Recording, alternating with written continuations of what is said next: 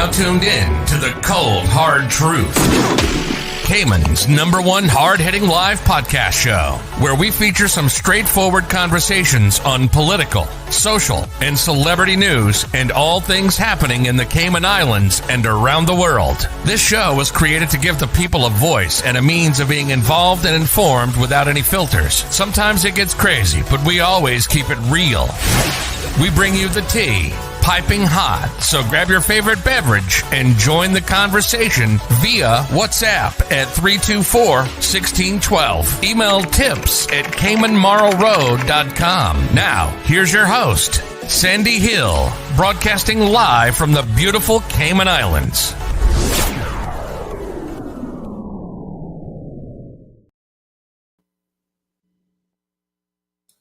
Good morning. Good morning. Good morning. Good morning. Do I hear an echo? Is that me? Okay. I think you're good. You think we're good? You think we're good? I think so. I think so. I think so. Good. You do sound a little bit. Do we sound a little bit echoey? Echo. 1, 2, 3, 1, 2, 3, testing. Making sure that I've got all my things on the board off. Yes. Buenos dias. Oh, how was that? Was that? Como sorry. estás? ¿Cómo estás? I always get that sunlight right in my face. I tried to move it. I know. Hold on, here we go. No, Nope. that's not going to work. Yeah. No, it's coming through the hole where the string is. It's always. Some Aye. lines, it sounds like. Well, yeah, but that costs money. I know the feeling. I'll live. I'll just go back this way. Yes. CMR live now. I'm just sending out my little link to everybody on YouTube. Good morning, everyone. Good morning, everyone. Good morning, everyone. Hello, good morning. That's the echo. Yeah, Good we morning, got everyone. everybody Good online. morning. Good morning. People come on within seconds of us going live. Like they get those Facebook notifications, I tell you. How many people you got? Hold on 1 second. Let me have a quick look. We have 50 people already. All right.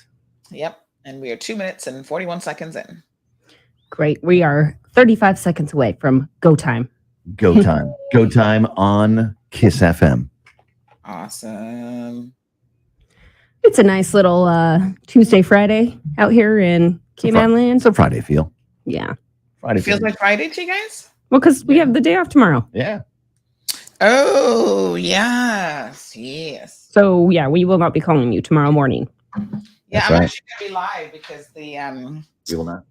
CMO by, please. has to be come on. So I'm going to. Stand by, please. Oh, yeah. Yeah. We will still be here. Big news. I have some important news for you. Interesting news. It's Blake and Darren's Spilling the Tea with Sandy. Cayman's top news headlines of the day from CMR. Good morning, Sandy. How are you? Good morning, Blake and Aaron. How are you guys? We are good. It Fantastic. is the kickoff to Mardi Gras. Fat Tuesday, Shrove Tuesday, March 1st. Hello, Friday feel. Yes, absolutely. So it is also the kickoff to Women's Month. Yes, so there will be a fun, lots of fun activities that are going to be happening for the entire month of March. Celebrate honoring women. So if you are a woman, make sure you check out the events. And if you're a man, check out the events as well. Yeah. Shout out to Renata, who's doing the 1 billion rising, and she's doing like a free self-defense thing. Oh, So, nice. yeah, so look up for that. Out for that. It's really good. Where the ladies go, the men will follow. Well, So that's why we have to take self-defense. So, not that way. yeah, maybe that wasn't the best line there. But the Family Resource Center and the Department of Counseling Services is going to be celebrating the 23rd anniversary of honoring Women's Month in the Cayman Islands this month. And it's going to be chock full of lots of events going on. They have an entire calendar of events which kick off today. So obviously, both the Family Resource Center and the Department of Counseling Services really are there to support women in their important role that they play in the community. So, yeah. I like your new camera angle. Thank you. It's a slight adjustment, but makes It does. Now you can tell it's the Caymanian flag back there, Yes. not just Yeah. back. Totally. Yes.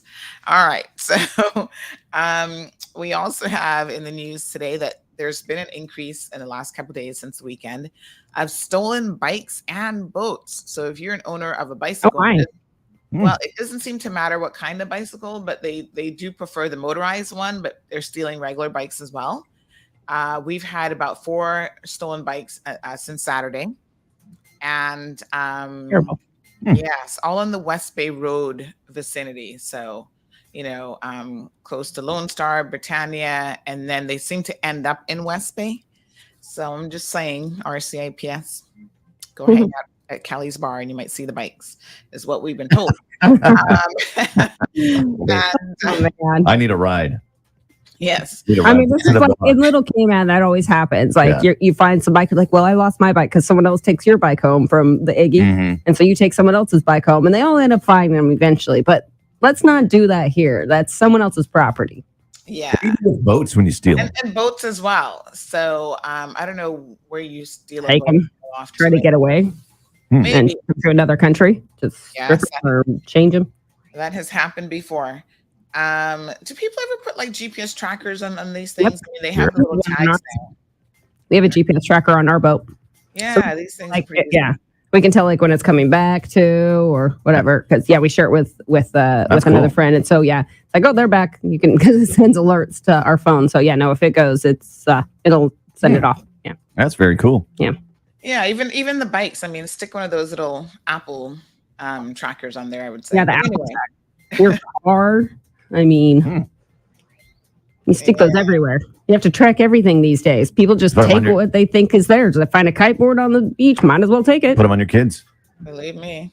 Yeah. That's why. Yeah, Track them. I do want to track my kids. I am all for chipping them. Me too. Not even kidding. I know. Oh my gosh. Okay. Well, on that note, Yes. lobster season has closed. So please be mindful that you definitely do not want to be touching lobsters. It's the end of lobster season from March the 1st through the 30th Listen. of November. You shouldn't be touching lobsters unless they consent. Oh, Sorry, bad joke. So, yeah. So it is a criminal offense to take lobsters outside of lobster season. So don't Yes. get yourself in trouble with the law. And you Okay. can actually, DOE has a nice app that will remind you of where the marine parks are and all that fantastic stuff. So check it out if you need a reminder. Exactly. And please don't forget that the Department of Environmental Health is reminding us that the landfill will be closed early tomorrow on Ash Wednesday at 1 p.m. And then it's going to reopen on Thursday for regular hours. So I think they want to give some of their staff probably a little bit of break as well for the upcoming holiday season, starting with Ash Wednesday. Okie dokie. Well, everyone should get a day off at some point. I agree. Absolutely. And then on the international front, Russia is facing a slew of worldwide sanctions, everything from FEMA to OnlyFans to Huge there. Is it really? Probably. Yeah, probably right. It's probably Yeah, weird. they blocked one of their adult stars. So they blocked adult entertainers from Now, if there was nothing that outraged Russia before, more than that, I'm sure. it's having your porn sites blocked. Now that is where you draw the line. I know things are going to change now. So everyone across Europe, the US, the UK have frozen money. Even Switzerland, this is quite interesting, but Switzerland doesn't normally get involved in anything. And they have broke rank at this time of being completely neutral. And they have actually said that they're freezing, and there's quite a bit of money actually in Switzerland that is owned by Russian organizations.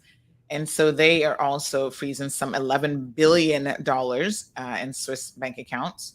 Mm-hmm. And the Cayman Islands is in on it as well. So we're imposing financial sanctions on Russia as a result of the UK sanctions list. What about ship registry? Good one. Because a lot of the oligarchs, Putin's 4 yachts that he has. I would say that it's funny because there is one, a Ukrainian was working on one of the oligarchs' yachts. I think this was in Florida. Anyway, sunk it like halfway. Pulled the plug. Yeah, I think that anyone who is outraged by this, which includes 99% of the countries in the world, are taking some proactive steps. So, for example, Brussels has said that they're going to stop them from operating worldwide, and they're going to block all Russian exports and imports. They've been removed from the SWIFT banking system, so they're blocking them from that. So essentially, they're really cutting off Russia in a real way. That's going to be quite interesting, I think, if it continues. The airspace has been cut off to their, commercial jets and stuff as well. So, and then they came out and they said, now if you have you or I, international people, have money in their banking system or in their investments in Russia, you can't move it out. So they're really, now no one wants to put any future investments back in there, since we know you can just freeze our assets too. Yeah. We'll keep an eye on that, obviously. Yes, for sure. Sandy, have a great day off tomorrow, Ash Wednesday. We'll see. Yeah, we'll be working, but we've got a special guest coming in the studio. By the way, I wanted to give you some quick news on the 2 new music stations. Oh, yes. So tune in Thursday morning at 8 a.m. on 93.5 FM for the launch of K-Country. And then on Friday morning, 8 a.m., tune in at 8 a.m. to 91.5 for the launch of Magic. I don't know, this is my Magic. 91.5. The Soul of K-Man. That's pretty cool. Very excited about that on Thursday and Friday mornings. They come online 8 a.m. each morning. So, and we'll see you then. Yeah. Thanks, Andy. Have a wonderful day. So thank you. I'm excited. Yes. All right. All right, guys. Have a good one. You too. Bye-bye. All right. Good morning, folks. Let us get the show started. How are you guys? Let me just refresh. I need to do a quick refresh. Good morning, Richard. Good morning, Scott.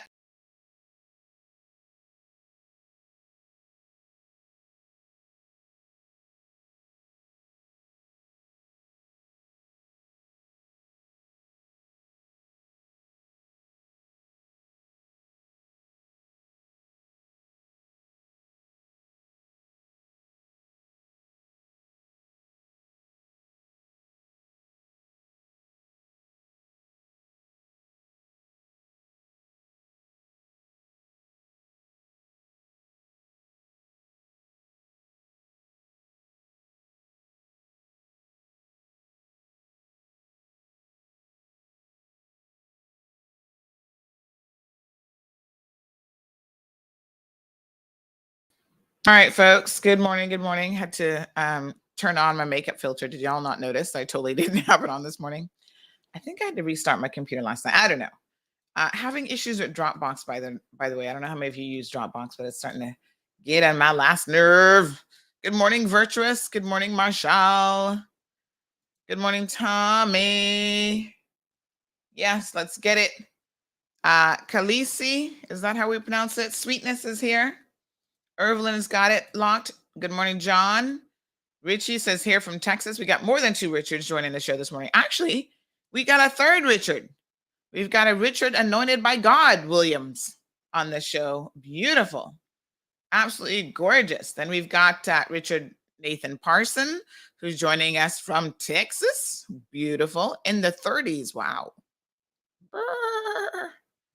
Just a little bit cold. Scott, good morning. How are you?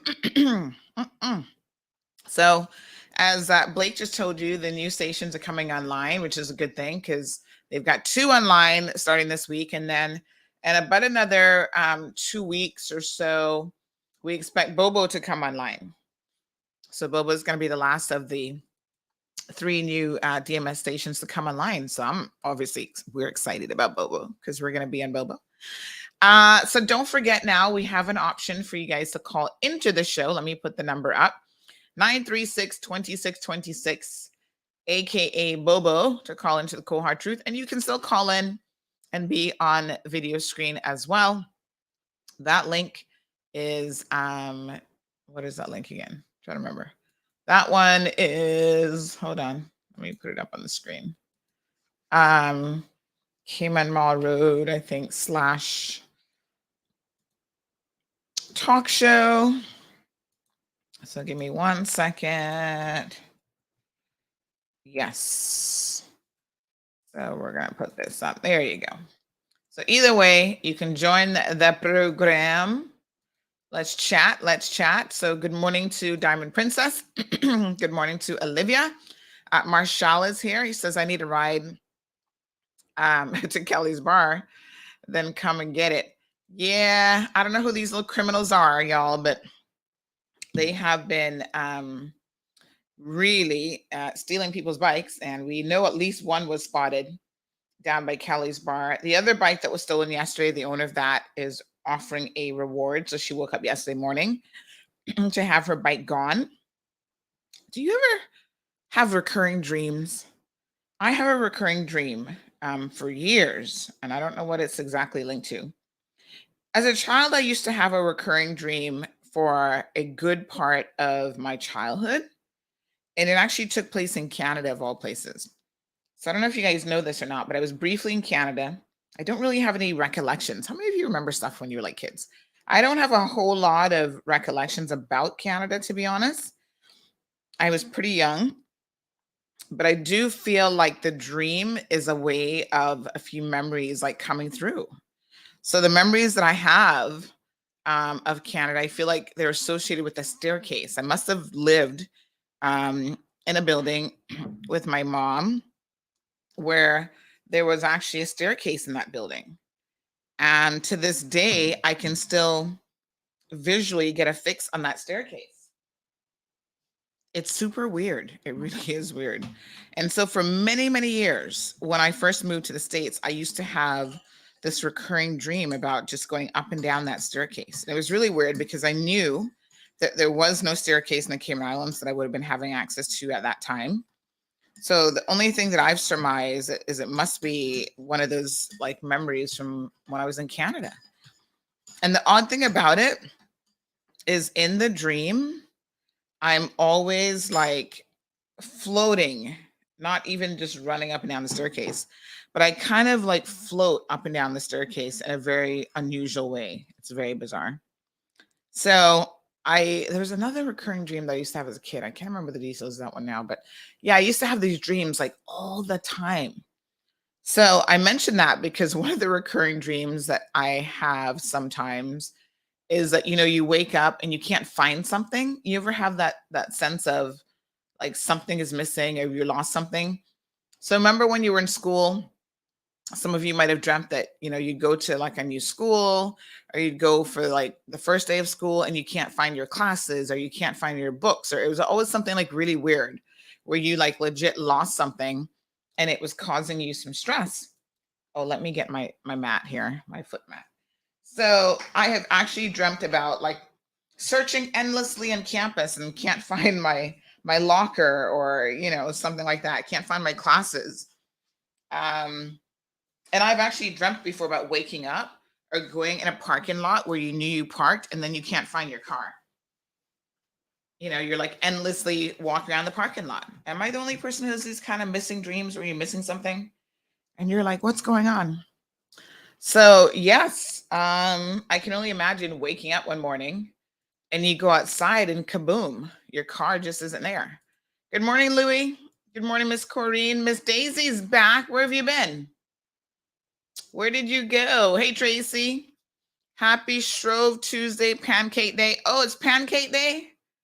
I love me a pancake. Tracy, I've got a calendar here of like monthly events. We've got to start going through those, like seriously. It is honoring Women's Month. So as we mentioned earlier, the Women's Resource Center, along with the Family Resource Center, along with the Department of Counseling Services, is going to be celebrating the 23rd annual Honoring Women's Month here in the Cayman Islands. The Family Resource Center, is that now encompassing the Women's Resource Center? Because I think the Women's Resource Center was separate, but maybe they're all in one now, to be more politically correct, probably.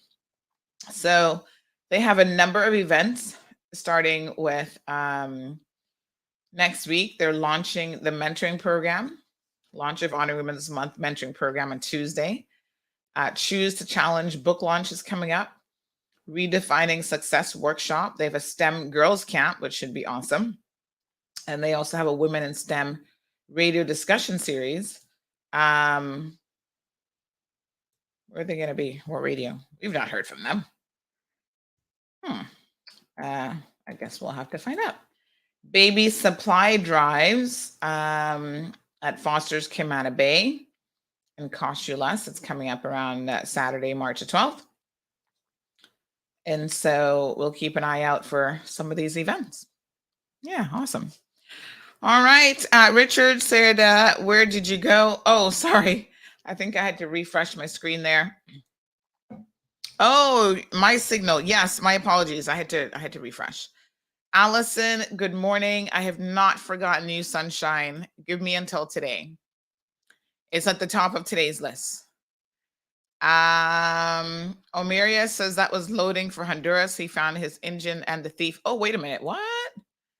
They need to check these boats that leave for Honduras and Jamaica. I have a friend who had an engine stolen. He went and demanded to search a boat and he found it being loaded for Honduras. Whoa. Yes, I've heard of this before, that this is actually a thing. So I'm not entirely surprised. And do we normally check outgoing shipments? I feel like this is probably a good idea because stolen goods are leaving this country all the time. Now, I get a lot of complaints, by the way, about a variety of shippers from Cayman to Jamaica. And then people's stuff never arrive. All I can tell you is be careful who you ship with. Because if you're not using a reputable shipper like Miracle Brokers, you kind of take your chances. And I think what's happening is people are trying to save money. And so they do these consolidated shipments where the people are not really in the shipping business, but, they're trying a thing. And so they end up putting these packages together. And then when it gets to Jamaica, it's a nightmare because the Jamaican authorities are demanding that your paperwork be in order. They're going to charge you duty on these items. So I've seen people say, oh yeah, I'm sending a sofa. And then in the cushions of the sofa, they're hiding all sorts of stuff. And it's like, no, you can't do that because now the Jamaican authorities, border control, are like, where are the receipts for this stuff? So a few people over the holidays in particular who sent items to Jamaica ended up contacting me about helping them get their stuff. And I'm just like, tell me this story again. How did you find this person? Do they have a business license? Oh, no. Well, it's just a friend of. I'm like, listen, y'all need to stop getting into these situations because this is not good. Speaking of situations, Sort 'em Out Sandy has another segment that has come to our attention. Someone, a business owner, allegedly taking people's money, not doing the job. So we're going to be having a chat about that. We'll do a pre-recorded segment for that. Folks, if you're in business, right, and you take people's money, you have to deliver what you said you were going to deliver. And when you don't, you're going to find yourself featured in CMR and you're going to find yourself in a world of trouble. So this person has sent all the receipts, the voice notes, everything. I just need to go through it all because it is quite a bit of information. So before I name that individual and their companies, we will go through it. We'll give them an opportunity to comment, but I'm telling you, this is not the first complaint. And so when you start amassing complaints from numerous people across your line of businesses, you have to know that at some point the police are also going to be looking at you because I'm really pushing the police, right? They want to get involved in civil matters when they feel like it. And I said, right, not a problem. You can do that. But make sure the ones you should really be looking at, that you are focused on those.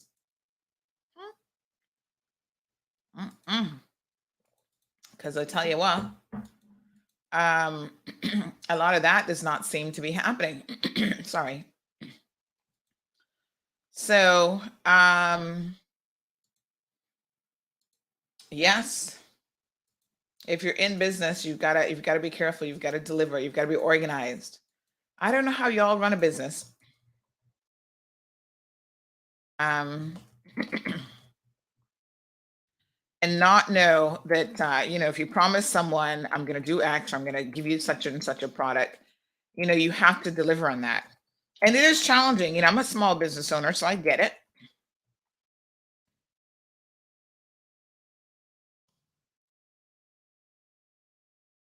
I get it. And,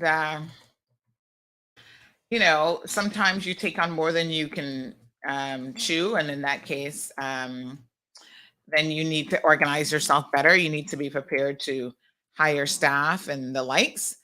And you need to not spread yourself so thin, because a lot of times part of the problem is you don't anticipate how busy you're going to be or what it takes to actually run the businesses that you have to run. And so you want to put your hand into everything. And, I was speaking to a girlfriend. She's a business owner of 30 something years. And she was saying to me last week, she said, Sandy, everything that I've tried outside of my core business, I've not been very successful with, because I feel like my core business, I know, and that's where I need to focus my time and energy, and everything else I've dabbled in, whether it's been real estate or other investment things, it's been a huge failure. And I do get what she's saying, because I think sometimes diversification isn't in your best interest. You know, listen, in the world that I'm part of, like, social media content creators, they're all always talking about different streams of revenue. So a lot of these guys who have YouTube channels, they might have 5 or 6 different streams of revenue that are not always as interconnected as you think. So, they might be in Amazon, they might get money from Amazon referral links and different things. But, if they don't understand how those things work, or they don't have the time to dedicate to certain aspects of their business, then things will suffer. There is a bit of a philosophy that 1, 2 cocoa, fill your basket.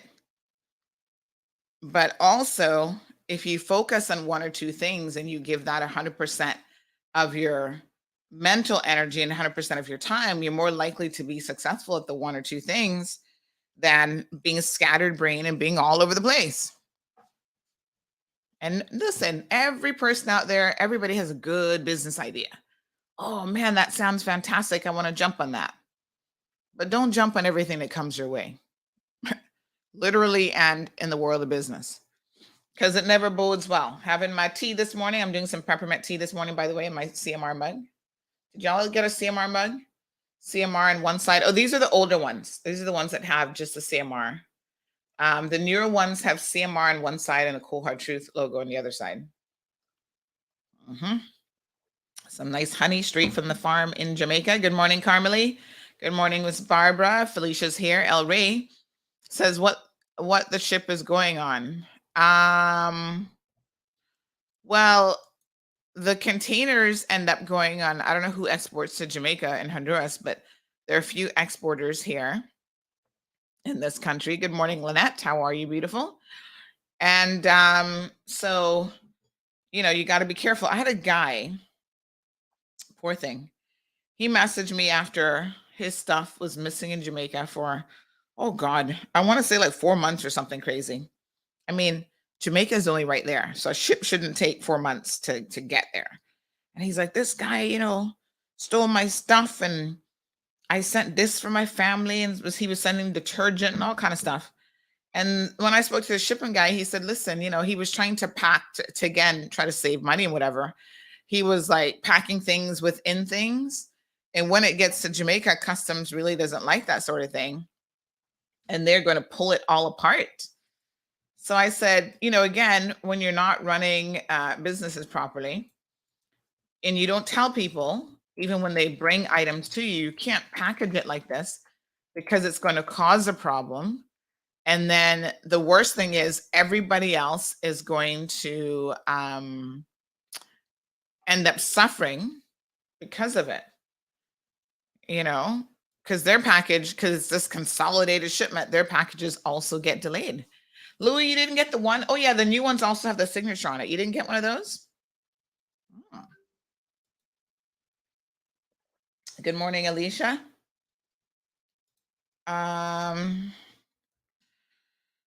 So lots going on in this crazy world that we live in, folks. Let's talk about some key man news first. Good morning, Miss Sue. Detached reporting. I feel like I'm becoming a bit of a broken record because y'all be up in your feelings. Again, yesterday, we had a situation where we did a story And everybody was like, oh, why is Sandy reporting on my friend? Or that's my daughter, or that's this one or that one. Y'all really take stuff way too personally. I must tell you, it's called reporting for a reason. So we kind of had this conversation yesterday with Eve, and here we are again. You see, it's not unique to her, except she has unique caliber of friends. Let me put it that way. But some of the rest of y'all have unique caliber of friends too that be off their crazy rockers. So interestingly enough, I see where we did a story on this young lady named Cassandra, what's her name? Ebanks, who had stolen money from, where'd she steal money from? Cayman Dental.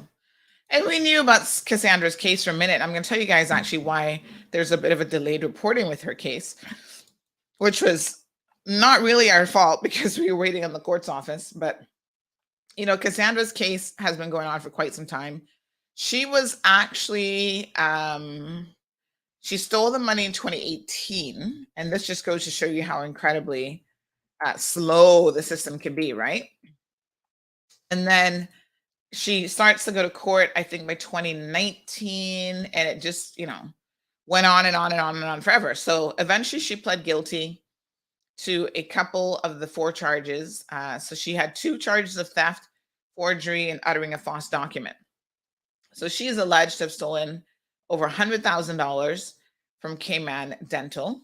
Cassandra Jasmine Ebanks is her name. And she pled guilty back in July of 2019, right? To theft charges. But she only was willing to plead guilty to the first 2 theft charges and not the forgery and uttering a false document. So at first, the prosecution was not mindful to accept her plea agreement. And so I think there was a little bit of back and forth. And then eventually they've decided to leave those 2 on file. So I think what that means is they can go back at her if they need to, sort of thing, which is like, okay. So she actually was sentenced in October, and I'll tell you what the delay is and why we're only now reporting it. We requested Cassandra's file because we really like to factually get things correct. And it's so funny when I see the Instagram comments about, oh, but do you guys know what happened? I'm like, okay, and you were in court, so you know what happened. You read the court file, so you know what happened. Everybody gets in arms because it's your friend, it's your niece, your whatever. People just get up in arms about it. You know what I'm saying? It's like, folks, do not take it personal. If you end up in court, you are fair game to be reported on by this publication or any other publication. And you shouldn't really take it personal. And if y'all had any sense, when you see the stories, you would stop commenting the way in which you do. Because honestly, the more you comment, all you do is help to perpetrate the story even more, in the sense that, where's my phone, by the way? I don't seem to have my phone on me. In the sense that the story is going to go viral because of your incessant commenting on it. And boy, did this story get a reaction from a few crazy people. I mean, I don't know what it is. I guess maybe she's got some friends out there who are crazy, but y'all were all over this. And let me give you an example of why you probably just want to leave it alone. So the last time I checked yesterday, that's why I was looking for my phone. We had on that post, let me tell you how many people it reached, because y'all kept, the more you comment, the more people see it in their timeline, right? And I'm thinking, y'all just can't, I don't know what to say about y'all. So that one, Cassandra, that went up at 4:25 p.m. And the numbers are, does it tell me in here? This feed, I don't think tells you. The phone tells you more information. View insights, let me see. So it had over 8,000, it had reached over 8,000 people already. Oh yes, let me see now. This is another view here. So it's gone over 10.5 thousand. This is just Instagram. Facebook is another 16.9 thousand. So it's gone over 10,500 people that it has reached. 289 people liked it and reacted to it. Now, the interesting thing is the vast majority of people on social media will like or share a post, but they don't necessarily comment. So when you see 1, 2 people come on jumping off about, oh, you'll get your facts straight, blah, blah, blah. It's kind of like you have to keep things in perspective, and you have to appreciate that that is a minority of individuals. That's why I don't be paying them no mind, child. But when they try to put out misinformation out there, then we do our best to try to correct that. So we had somebody, I don't know who this person is, called the Real Cassie 345, who apparently was going off of her rockers about misinformation and this and that. And I was like, listen, honey, child, let me be very, very frank with you. I sat there with that file myself and read through all the pages of it and reread some of it. And this is what the case was. So when she was arrested, where am I getting a feedback? Oh, sorry. I think I've clicked on sorry, my apologies. So this is she was working for Cayman Dental. Okay. And one of the owners of Cayman Dental. So Cayman Dental is owned by, they have like Cayman Dental, like the orthodontic side, which is different.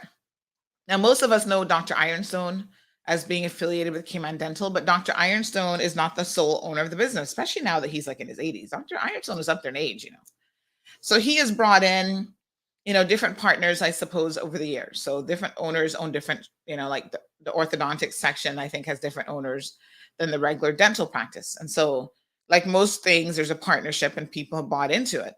So one of the partners is Canadian. I think most of them probably are. He gets a lot of his people from Canada. Was Dr. Ironstone Canadian originally? But anyway, he's been here now for donkey years. But one of the Canadian business owners, because they travel so much, a lot of times they're not here, they leave these signed checks for the office manager. So in the event that she needs to do anything and write a check, she's got a check available. So she left the checks in the office unlocked, which is kind of like, I guess you know better now. And she didn't even notice that the checks were missing. I had to think about this. I'm like, how many checks do you think were in there that she wouldn't? It was an entire checkbook and she just wasn't looking at the checkbook? Like, if somebody leaves you 10 checks and checks start disappearing over a period of time, do you not notice that the checks are missing? It's weird to me how she never noticed. I mean, it's just, I guess it's a little bit of slackness, because this went on from March the 1st of 2018 to November. So that's what, March, April, May, June, July, August, September, October, November. That's like 8 months. How do you not notice missing checks in 8 months? Anyway, slackness. That's what that is. I mean, seriously, let me play my what a hot mess button. What a hot mess, folks. What a hot mess. Truly a hot mess. So anyway, Cassandra was helping herself to the checks, and the partner in Canada was checking the CNB bank account, and she noticed, I can't remember if it was she or he, I think it was she, noticed that basically the bank account had a discrepancy of about $150,000 less than it should have had. People were keeping an eye on their money, child, because she's like, this bank account looks a little bit low. $150,000 is a lot of money. So when she started then requesting, thank you, Jesus, for the phone app from CNB now, because as soon as you get a transaction, you can go on there and have a look at it, right? You can keep an eye on your money a little bit better now that you have access to mobile app. So she goes and starts checking and requesting reports, that sort of thing, and all of a sudden she discovers that some 35 checks have been written to Cassandra Ebanks outside of her normal biweekly pay. So she starts to question that. 35 checks. What is all this for? Well, when she speaks to the office manager says, I've not authorized this. This ain't got nothing to do with me. That's not my handwriting on those checks. And then they call the police and Cassandra gets arrested. So en route, and again, this is not stuff that we make up, folks. This is all on the file. If you go to court, you would have heard it as well.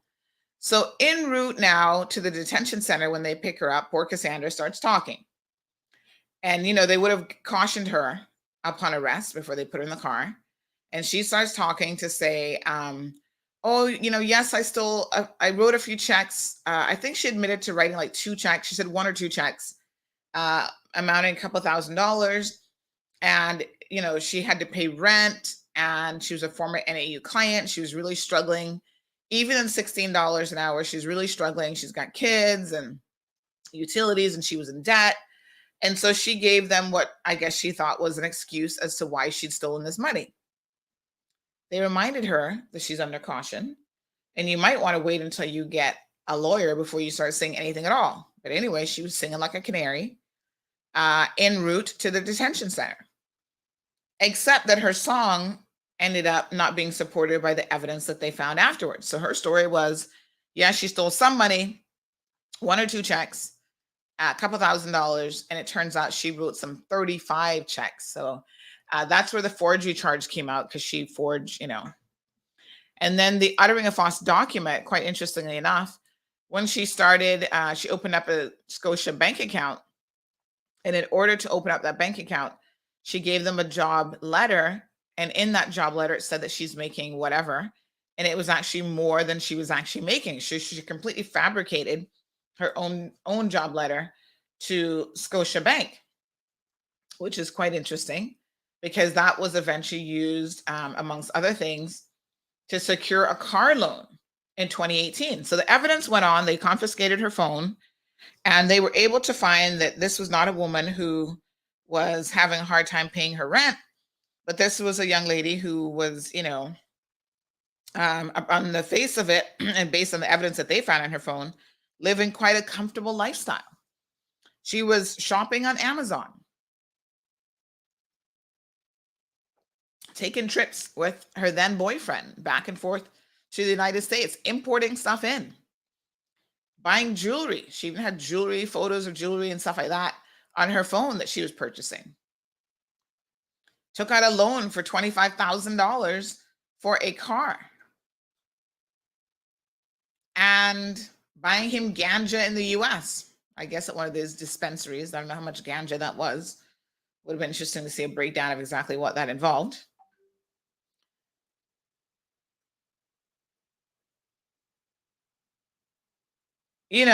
So it was quite interesting. Now, evidently, my sources outside of the court file said that letter to Scotiabank essentially said that she was making over $4,000 a month.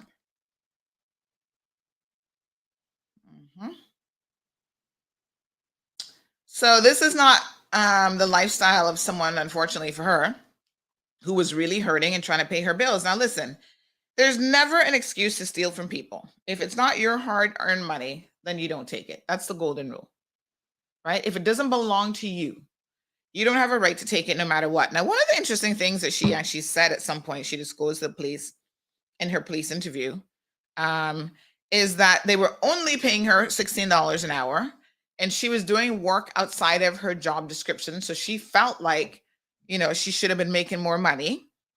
And they also had owed her for overtime. So she was giving the police all kind of excuses and justifications for taking this money.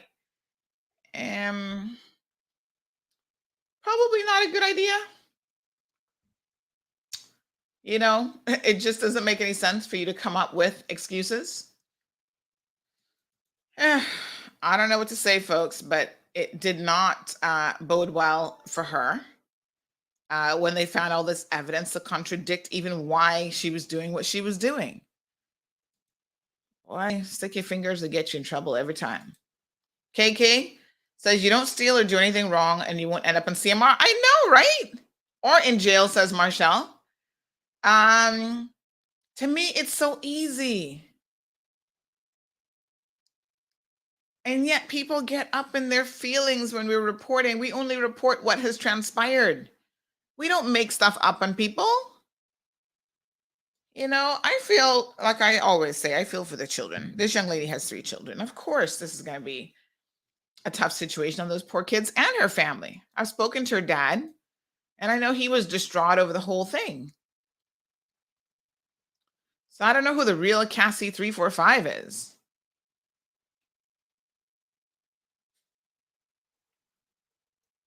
But they were up in their feelings talking about how did we get this information? Who's feeding us this information?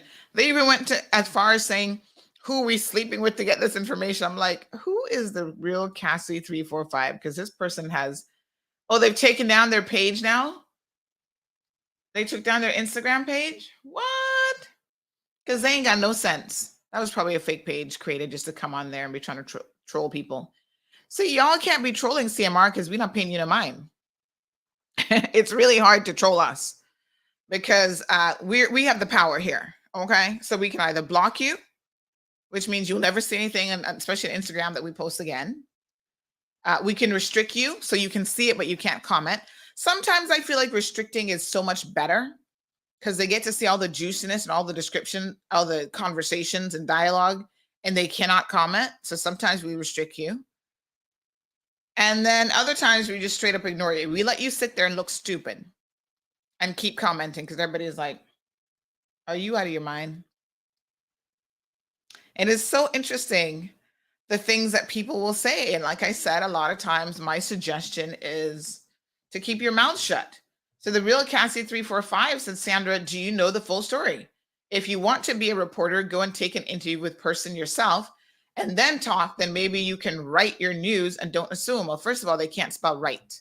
They put WRIGHT. Come on now. Get it together. But the real Cassie, if we are in court and we're reporting what happens in court, right? The facts that come out are from a court file. Why do we need to talk to anybody? That doesn't even make any sense. What reporters in the world, court reporters specifically, do you see saying, oh, well, let's get the true story from the defendant? Defendants don't tell the truth probably 85% of the time. And I'm probably being very, very generous here when I say 85%. They lie. So, that's why we rely on what has been agreed to. Now, she pled guilty to counts 1 and 2. What other bits and pieces of the story do you think are relevant? We told you what evidence was found in her phone. This is a forensic analysis of her phone. They even went as far as getting her records from NAU because she was an NAU client. And between April 2016 and November 2018, she was still collecting money up to that point, she received over $31,000 in kind, which would mean things like maybe rent assistance or whatever, from NAU. So here's a person who's stealing over $100,000 from her employer, still getting government assistance. And then her excuse upon arrest was, oh, I can't make ends meet. Well, like I said, the prosecution put forward a very different case. They said she was living a lavish lifestyle. Above her means, well above. Jewelry, paying for the boyfriend. Now, the family seems to think that the boyfriend was extremely instrumental in making her do the things that she did. Now, I'm not saying that some of y'all not foolish for man and woman, because, even yesterday's case might have been an example of that with poor Markel. You get P-whipped. And when I was thinking about this after the show, I'm like, the P-whip situation goes in both directions because it can stand for both parts, if you know what I mean. So yes, y'all get in relationships, but you can't get in a relationship with someone and they have you do something that you wouldn't be inclined to do anyway. Am I right or am I right? How does this work exactly? And can anyone convince you, Miss Morna, Jamelia? Y'all need to call into the show, by the way. Let me play that for you. Call now at 936-2626 to join the conversation here in the Cold Hard Truth. Call in. So let me try and understand this, right? You get with someone, Bonnie and Clyde, and they can be so influential on you. I guess if you have a weak personality, anything's possible. That they're going to make you steal money. I mean, they don't even know what your arrangements are at work. One thing my husband and I don't do is we don't really talk about work in that way. I mean, obviously I run my own business, so certain things I might need his help with, but he's not into no CMR mixed up foolishness. He's just like, that ain't got nothing to do with me. And he focuses on his work, and he does not tell me anything that happens at his workplace. He is very tight-lipped. He's in a position of trust. He works in IT, so he's not coming home telling me nothing. And quite frankly, I like it that way. Because if I hear anything about the company that he works for, it's not going to be from him. It'll be from some outside source. So, hold on one second. Let me get my phone ready because I want y'all to start using the phones now to call in. Now that we have the phone available. So the question I have for you guys this morning is it possible for a man or woman, El Ray, tell me now, to make you do something out of character? Do y'all fall that hard for people? That they would have you break the law? They're going to make you a Bonnie or a Clyde in their duo? Miss Morna, what do you think? Virtuous, give us a call. 936-2626. That's 936-BOBO. Can someone convince you to steal in order to support their lifestyle along with your own? Because obviously she was getting some benefit. Oh, so someone said the real Cassie 345 is Cassandra Wallace from East End, Diana McKenzie's sister. I don't know who the hell any of these people are. Nope, no clue who she is, child. All right, let me see now. Okay, let me make sure my board is on. Hold on. Oh yes, I got to put this on to here. Good morning. Morning. How are you? I'm good. What's your take on this? How do you feel about, first of all, can a man, this is a question of the day, or woman, but in your case, a man. Well, it could be a woman too, I'm just saying. But can a man convince you to do something like break the law? Like how far have you ever gone for a man before, I guess is the question. First of all, no. Because no man really that important like that. But what I really call is to clarify who this real Cassie 345, because she came after me after I commented on the post. So I found out who she is. Okay. Because at first, Cassandra Wallace from East End. At first, when I saw it, I thought it was because the young lady in this case, her name is Cassandra, so I thought it was her. But it's another Cassandra. And talking about with the filing boat, I must have feeding you with news. Feeding who with news? The file is there online that everybody can see because I even seen it myself. And you know what is so funny, right? We explained that she was actually sentenced in October, and we had requested the file, but the court office actually lost the file, or lost not the file, but they lost our request. And so I've been chasing it up for a while. And, the holidays happen, and then, you get a break from court and you go back. And every time I'd go back, I'm like, what about that Cassandra file? And, yesterday, what brought it to head is they lost another request of mine for Rachel and Ebanks from West Bay, because that story's coming up today. Y'all think this one gonna flip your head. Wait till you see that one. Another thief, allegedly, who's in court. But then I said, this isn't the first time that you guys have lost the file. So it was that time then that the court staff said, yeah, about that Cassandra one, fill out the form again and we'll get you both files right now.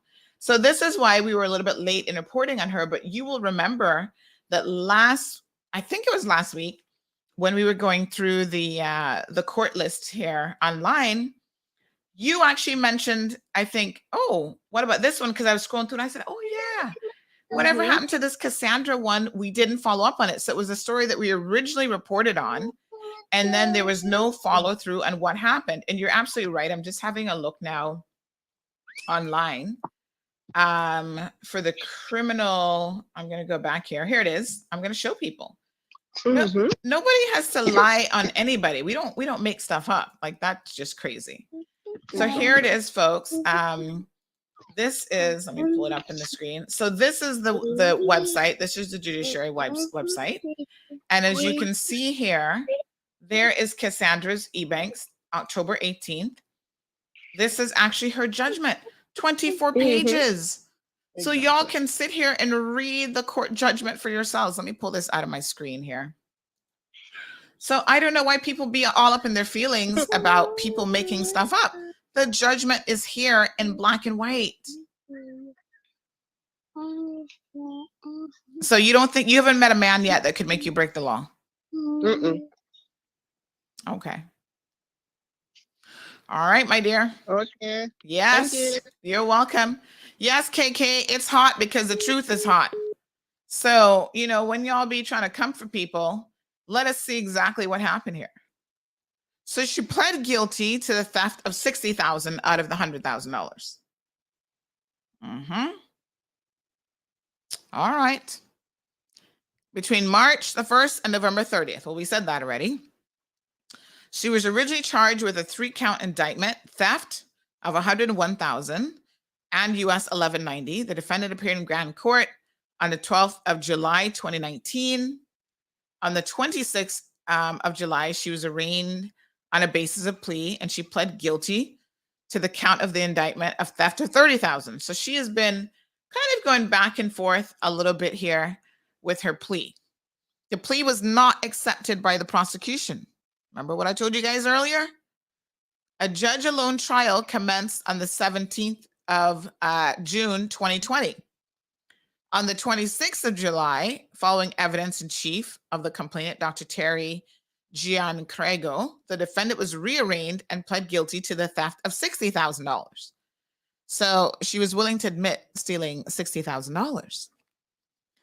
This plea agreement apparently was acceptable to the prosecution. It was a little bit closer to the real amount, I guess. And then they decided to leave counts 2 and 3, which was forgery and uttering a false document, on file. Here are the facts. Again, we don't make this stuff up. So the real Cassandra, please get yourself sorted out. The real Cass 345, here are the facts. This is an official document, folks. Let me explain to y'all how this works, okay? This R versus Ebanks, Cassandra Jasmine. You see the stamp down at the bottom where it says Grand Court Criminal Division? Page 2 of 24. This is the judgment. See what it says? Delivery of the judgment, submissions and hearing. Justice Cheryl Richards. These are public documents. It's no secret. Anybody can come here and see what's going on. And if you go through this, you will see that pretty much everything we said in the story is right here. Remember what I just told y'all, the count being about $150,000 less than it was supposed to be? Yep. Deposits into the bank were between $30,000 and $40,000 less than normal. She noticed 33 checks had been written to the defendant and to two persons on behalf of the defendant, in addition to her regular salary. Yep, all that's in the story. The doctor spoke to her about how many checks she had written to herself, and she replied that she'd written 1 or 2 since August of 2018. That's in the story as well. You know, when we write these court stories, we really, like I said, try to make sure we just get it straight. You know, we're not here to make anything up. That doesn't bode well with anybody. The police were called and the defendant was arrested, cautioned, and transported to the detention center. What did I tell y'all? En route to the detention center, She said that she'd been writing checks to herself since March of 2018. She had cashed some and deposited some because she was desperate as her water had been disconnected and the landlord demanded the rent. And she had 3 children and no water. And she said that she'd never taken any cash from the business. Well, that was her story. She was interviewed under caution. So then she admitted that she stole pre-signed checks, which had been signed by the business owners that were left in an open office by the practice manager. All this stuff we have said already. Okay. She had been receiving financial assistance from NAU, which had ceased, but they actually confirmed that between at least some of that time, she had received in excess of $12,000 from NAU. And then going back to 2016, she'd receive a total of $31,000 and change. October 26, she obtained a loan from Scotia Bank for $25,495. I don't know what y'all are thinking, but if you're going to clean your struggling to pay water and whatever, you don't go buy a $25,000 car.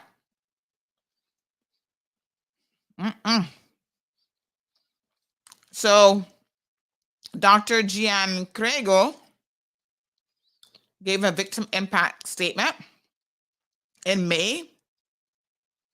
And she says the impact of this theft on the business has been long lasting.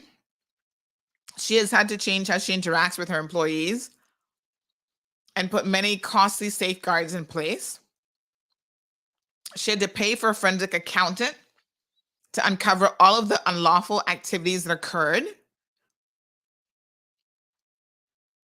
And she's having to do this monthly to ensure that all protocols are being followed.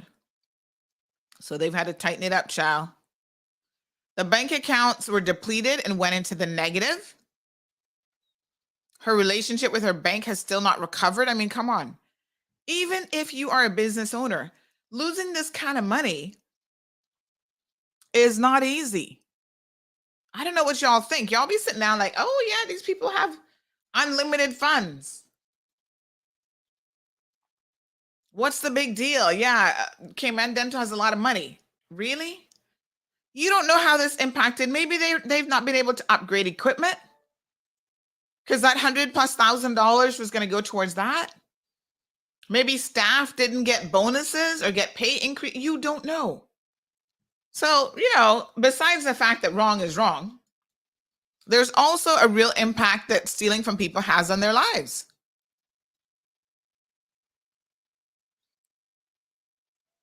This woman says that the embezzlement has been a huge financial hardship on both her business and personal standpoint. From a personal standpoint, I've had to take off numerous days from work to sort through all this data and appear in court on different occasions.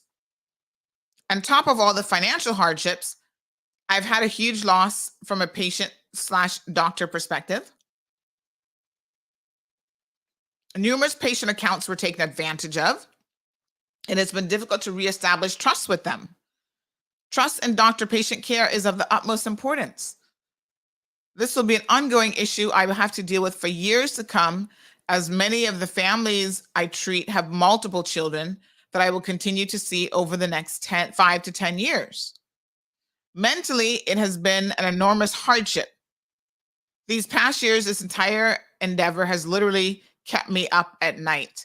Please put measures in place with Ms. Ebank's sentencing to ensure the amount is paid back so that I may at least partially recover from this huge impact in my life. Unfortunately, the judge didn't do that.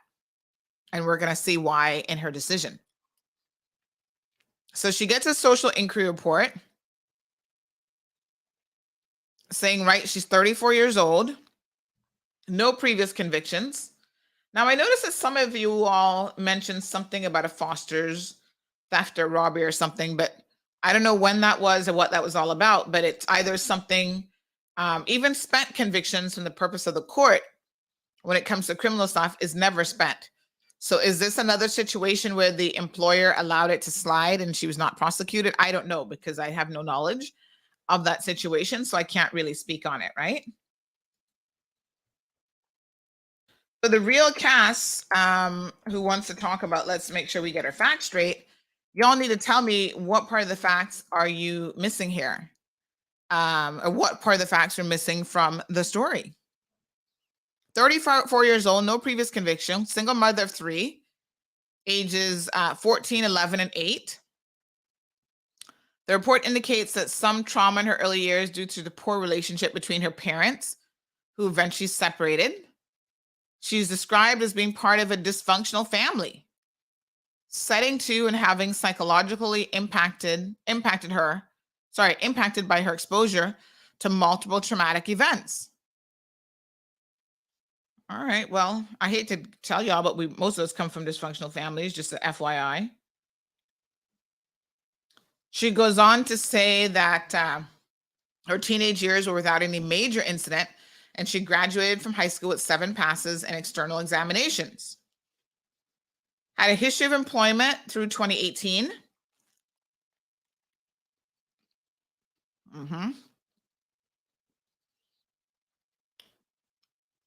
The officer concludes that a pattern of trauma from broken relationships seems to have escalated into her current psychological response.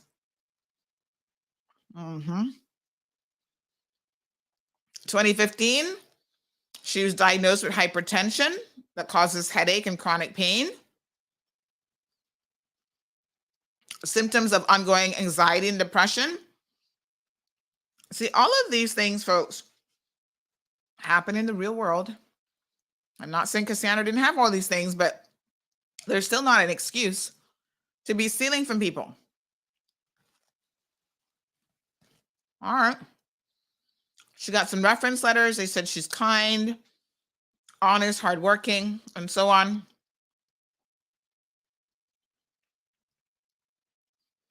And it goes into further detail. This is quite a detailed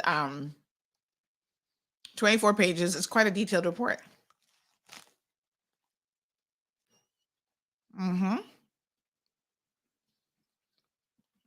Anyway,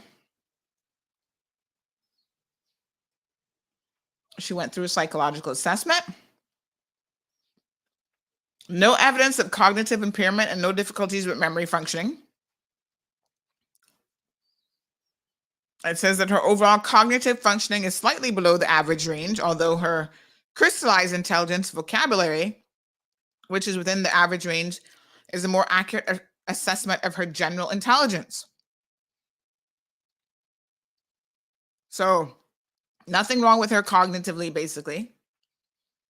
They found that her risk of recidivism, so in other words, of doing it again. Sorry, Tweenie.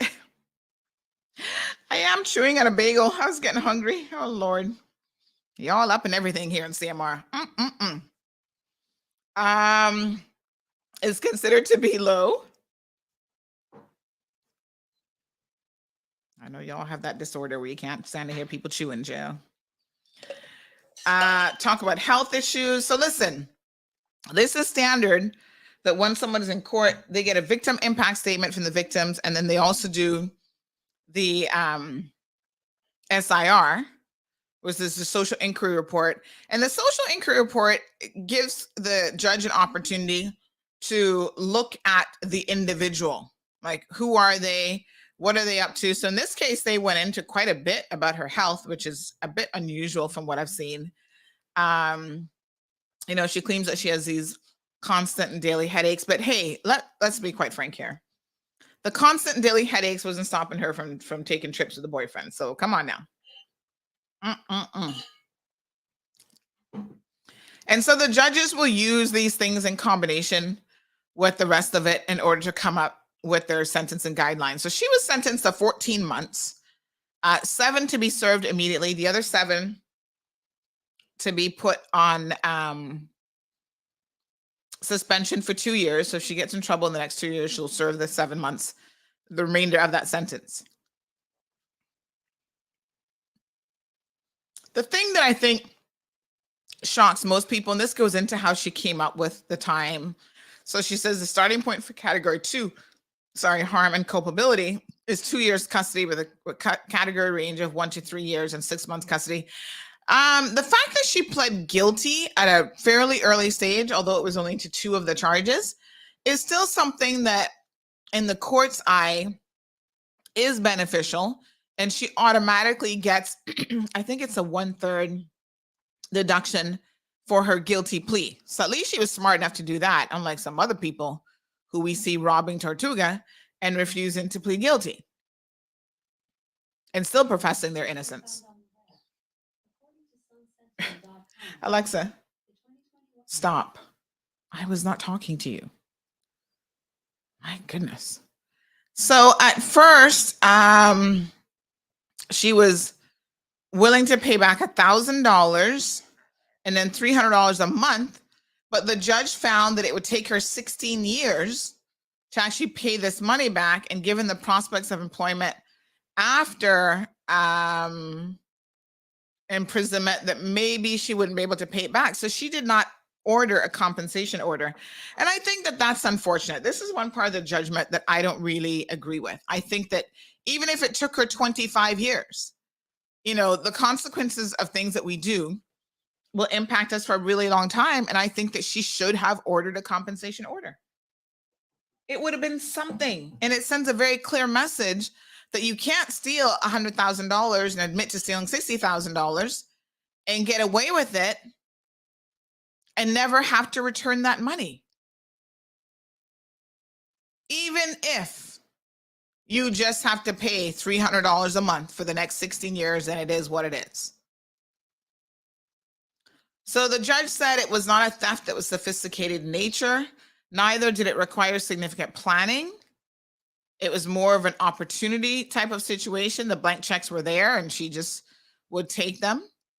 It talks about the level of trust, and she worked for the company.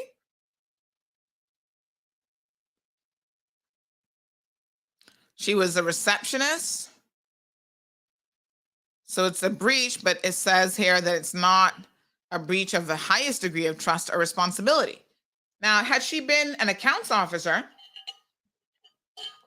that would have been a different degree of trust. So these are all of the things that the court will have to take into consideration when it's looking at the sentencing guidelines. Okay, let me go back to your comments.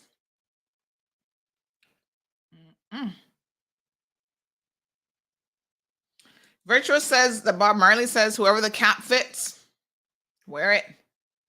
Supplying man with ganja, but you have kids. Wow. Jamelia, okay, because Jamelia, with that load of money, that makes them want to steal more. I don't understand how people ever think they're going to get away with it. I mean, it always catches up with you. There is no way for you to steal money, because first of all, it seems like you can't stop once you start. You ever notice people? I think the sticky fingers is like a permanent state of mind.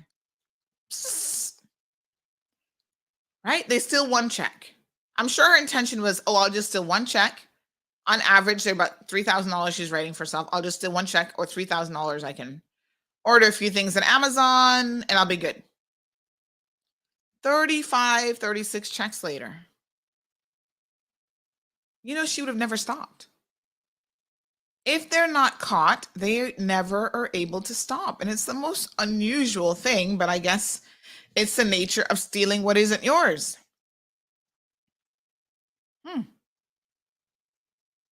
What a hot mess. Well, you guys are saying it's not her first time, but apparently she has no previous convictions. KK says, yes, information is coming from court, and they go on when you post. Why? Because you have blasted them, so they shame. Listen, as you can see, it's in black and white. There's really no arguing with what the agreed facts were. Why people get upset about these things? They're ashamed. Well, is it not possible to make that shame work as a deterrent? Just saying. Y'all out there right now sitting down watching this program, and you're thinking to yourself, Oh, I work with an employer who's not all that bright and who leaves checks laying around. I'm going to take advantage of that. Just know that when you do, you're going to end up on CMR. We're going to report on your cases. Now, a few of you slip through the cracks, but you're not slipping through the cracks like how you used to, because there's a different type of media in the place, honey child. We're actually checking the court list on a regular basis. Olga Elizabeth Smith. Oh, yes, we covered that one already. So we try to be fair to everybody. Here's indictment. This one just went up. Oh, wait a minute. Grand Court. Yes, that's the last one that's up.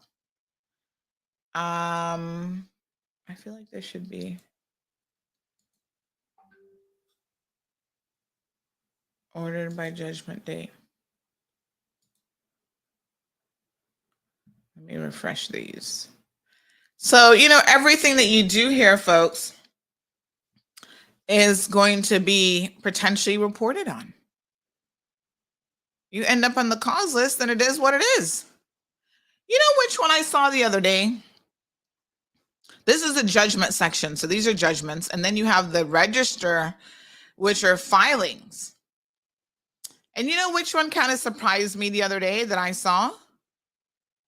Did you know that the government will sue you if you owe the government money? Well, I don't know why this would be a surprise to anybody. Because yes, the government will sue you, but I saw this one and I thought, what? Hold on now. Let me find it. So when the government sues you, it's always the attorney general versus whomever. And I have been seeing the attorney general sue people. And in fact, one of the people that I was telling you guys early in the program, who we have a complaint about them taking people's money and not delivering on stuff and whatever, they actually had the government sue them. I want to say it might have been during COVID. So people pay government fees and stuff, and then they bounce checks. So here's one that was a substantial amount of money. Let me show y'all. The Attorney General, here's one. I don't think this is the one I was thinking of, but the Attorney General versus Sophia Natasha Benjamin. Sophia Benjamin trading as Buildra Construction Solutions and Greenleaf Consulting Services. Let's see how much money this one is. So this one is for $4,330. And this is three checks written in 2017 and 2018. Amount of checks, admin fees, payment received, total owed to CIG. So whoever this woman is, I don't know who, Sophia Natasha Benjamin and her related companies, Greenleaf Consulting, she owes the government $4,300 and they want their money. Here's another one, the Attorney General versus Winston Salmon trading as G&A Spectacular Cleaning. So this is the one that I saw that kind of raised an eyebrow because the amount. Look at this dude. He is writing bounce checks left, right, and center. That's 1, 2, 3, 4, 5, 6, 7, 8, 9, 10, 11, 12 bounce checks. At what point do they say to this dude, you're not able to write any more checks to government? I know back in the day they used to do that. $22,437. So this is a story that we're going to cover, right? Because it is really unusual for someone to write, how many checks did I just tell y'all? 12 bounce checks to the Cayman Islands government for over $22,000. Why would the Cayman Islands government be taking these checks? After the first one, shouldn't it show up in your system? Do not take any checks from this man.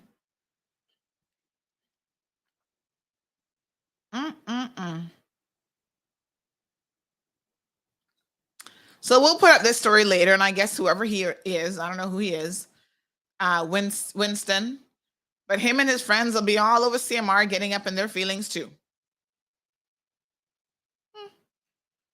Oh, well. Carry on, El Rey. Says money is the root of all evil, and she's working at the clinic to get to that root. Ha ha. Root canal jokes.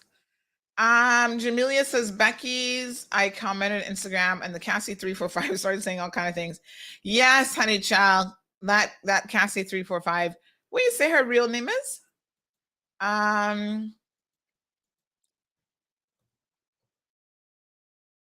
Her real name is Cassandra Wallace from East End. Who on earth is Cassandra Wallace? I don't know these people. I don't know who they are. Don't know and don't care. Damien said, didn't she have online banking? Well, probably not in 2018 as it is now. And, if you have a lot of transaction and people are doing like daily deposits and whatever, it obviously took her a little bit to notice it. But yes, y'all wait till you hear about the Cayman Turtle Farm allegation. Woo! That is a lot of money. Jeez, pace.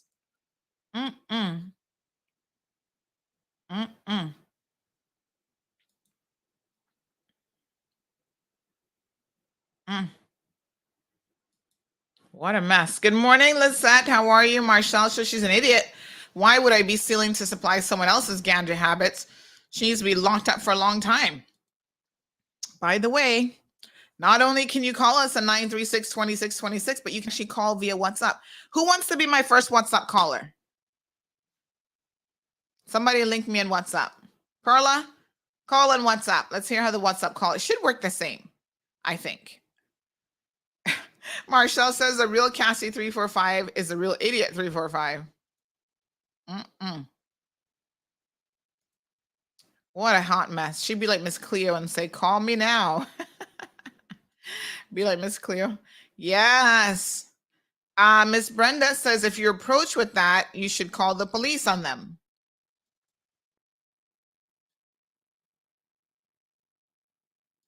Yep. So she got 7 months and she's out already because, you only serve 60% of that. So I didn't know actually that she was out already until somebody told me yesterday. So apparently she is out.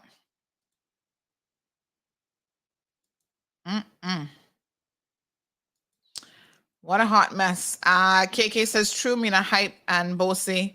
Thank God for giving me the life to be independent. Thank God I don't have nothing in the bank. And I ain't owe nobody no money. That's all right, honey child. There's nothing wrong with having nothing in the bank as long as you're not stealing from people and you don't owe anybody any money. Ooh, is that? Oh, that's the wrong. No, the number to call is 939-2626. I don't know if that person was trying to call me or not. Let me just open up that phone again. All right, so call the right number, y'all. Call the right number. 936-262-93. Yeah, 936-2626. Good morning, Miss Dawn. So therefore, they will pass on the call. Yeah. Hello, Magdalene makes a good point. When you steal from businesses, folks, you tend to see the increase in the prices that impacts all consumers. Now, I'm actually a customer at Cayman Dental. I don't remember seeing this young lady, though. I don't remember seeing Cassandra, but I don't tend to pay attention to who's at the front desk, to be honest. I'd be more like, who is going in my mouth? And they're not the cheapest dentists in the world. I've been going there a really long time from when they were in Merco Center. I like Dr. Ironstone. He's always interesting to talk to. But yes, you have to wonder how much of that loss is then passed on to customers, potentially. Increase in fees. Jonathan says, I'm surprised she got so much. When I see $25 go missing, I'm tearing the whole house apart. Jonathan, that'd be me and you because we not got no money. So when $25 is missing, you really miss it. Now, it took her a little while to miss over $100,000. Vanessa says she saw her on Friday. What a mess. Brenda says the biggest impact is the broken trust. Then this has a trickle-down effect to all Caymanians. Brenda, you are such a sensible woman. Because you're absolutely right. Not to say Caymanians are the only ones who will steal, but in the minds of some people, This doctor, whatever the heck her name is now thinking, well, you know who stole from me? A Caymanian. And so, yes, it puts a bad taste in people's mouths for all Caymanians because they want to class us together. Oh, those Caymanians are lazy and they like to steal.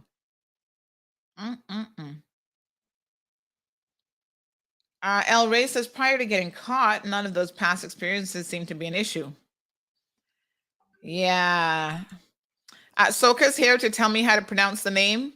She says it's Jamil. Yeah, Jamila. Are you sure?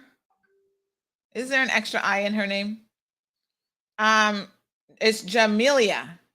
Jamila or Jamilia? Call us and tell us exactly how your name is pronounced, girl. According to Soka, I'm always mispronouncing stuff. Apparently, people do still write checks. Yes, I mean, I could see for some businesses how it makes sense. Because, again, if you're not here, you don't want people having access necessarily to online banking to pay your bills. So you leave them checks. I write checks sometimes. I've got 2 checkbooks. Because sometimes it's easier to keep track of expenses if you have written a check. You leave people a debit card or whatever, God knows. All right, let's move on from that story.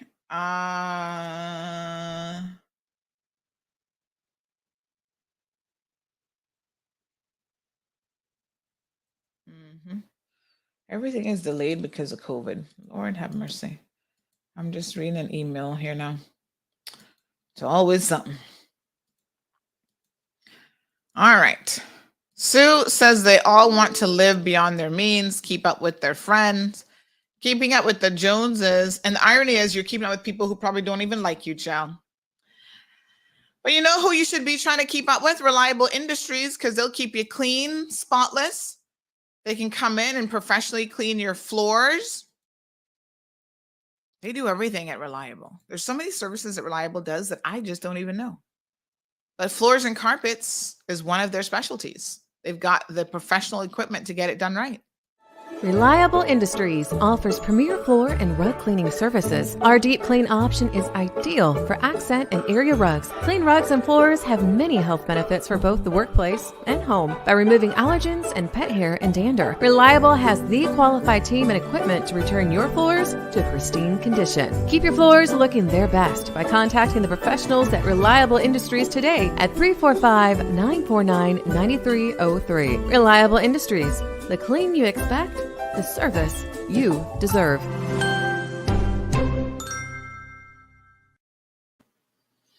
All right. Soka says Jamila and Lavana are going to start calling you Sandria. No, she has an extra I in her name. Jamilia, tell us now how it really go. So someone says, good morning on the Cassandra topic. Yes, she did steal before from Foster's. Her and her sister were caught stealing makeup. Oh, were they teenagers or something? Because it doesn't seem to be on her record. So I don't know what that's all about. Another commenter says, good morning. I know that I make grammar errors when I write on social media. However, I don't think they're making mistakes. I think they can't write properly. If a man made me steal, I would be so ashamed to let anyone know I so foo-foo. Oh, okay.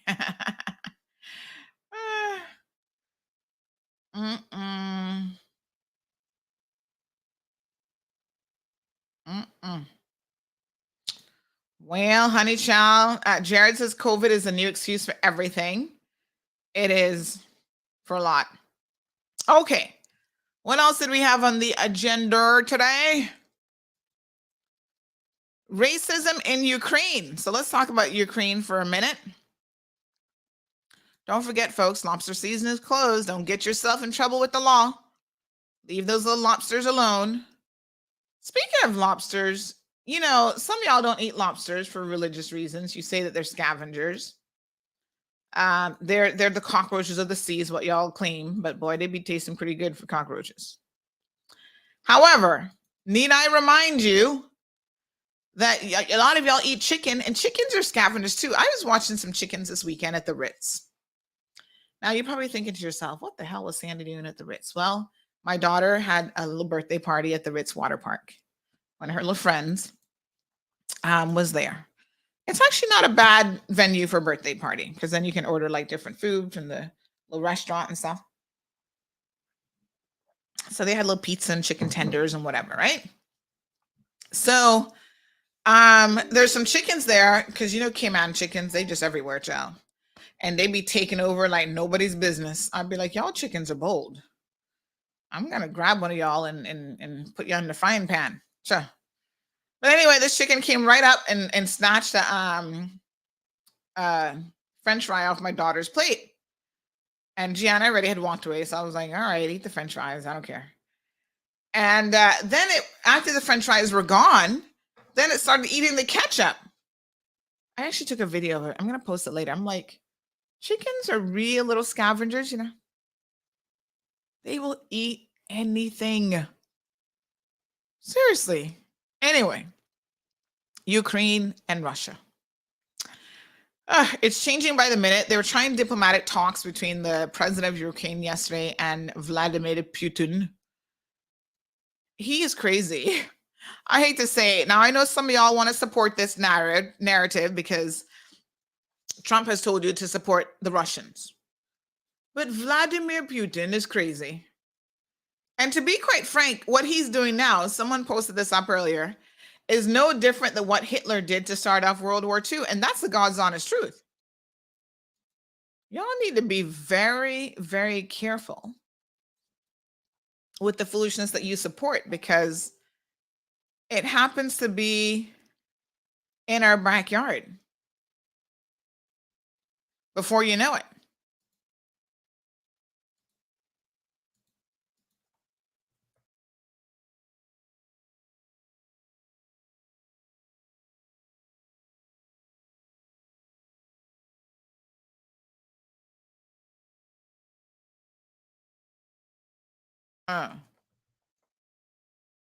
So,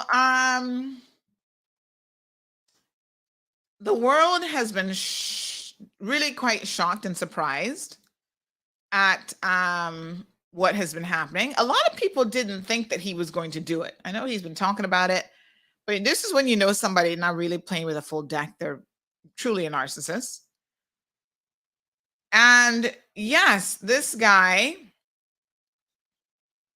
was like, I don't care what y'all think. I'm going to try to start World War II on you.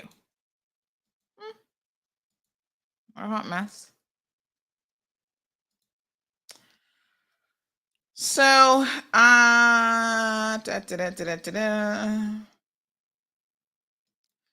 So yes, he has invaded Ukraine and he's trying to make some inroads.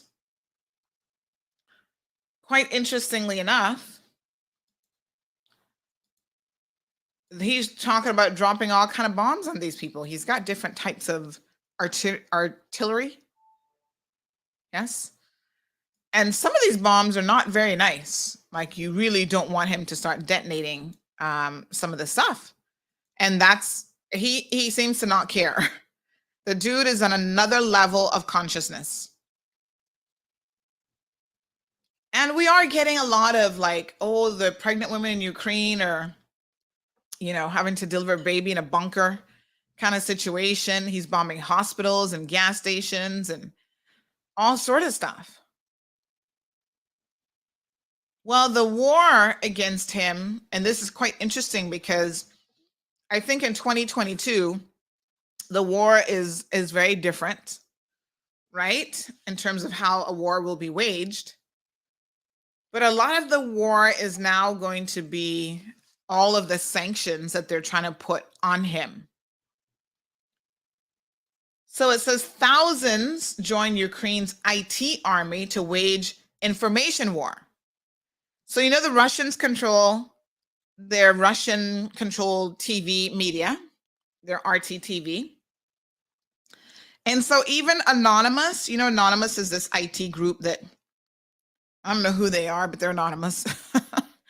They get into a lot of stuff, child. And they will rage on you, but they do so in cyberspace. So they're never going to pick up a rifle or a gun or anything like that. But because we live in a technologically advanced era where everything you do has some online component, sorry, they are raging wars online. So they've taken over Russian-controlled TV. Child, I don't know how they do it, but they've taken it over, and they started playing Ukrainian songs and national anthems and so on the Russian television stations. Wow. So, Ukraine's President Zelensky is calling on everyone to help where they can. So here's another one. Meta says it will restrict Russian state-owned media RT and Sputnik in Europe amid invasion. So they're going to start shutting down. So Meta owner, Meta's Facebook, they will block access to Russia's RT-TV and Sputnik in Europe. Because, of course, the Russians are using that for propaganda purposes. So companies, private entities like Meta and others, are now starting to shut down their access. People won't be able to get it in certain places in the world in particular. And, he doesn't have the full support of his people that he wants to claim. So it seems like another 70 Ukrainian soldiers at a military base were killed by Russian artillery yesterday. This is day 5 of the Russian invasion. And the world is not going to just sit by and do nothing. They might not send military forces,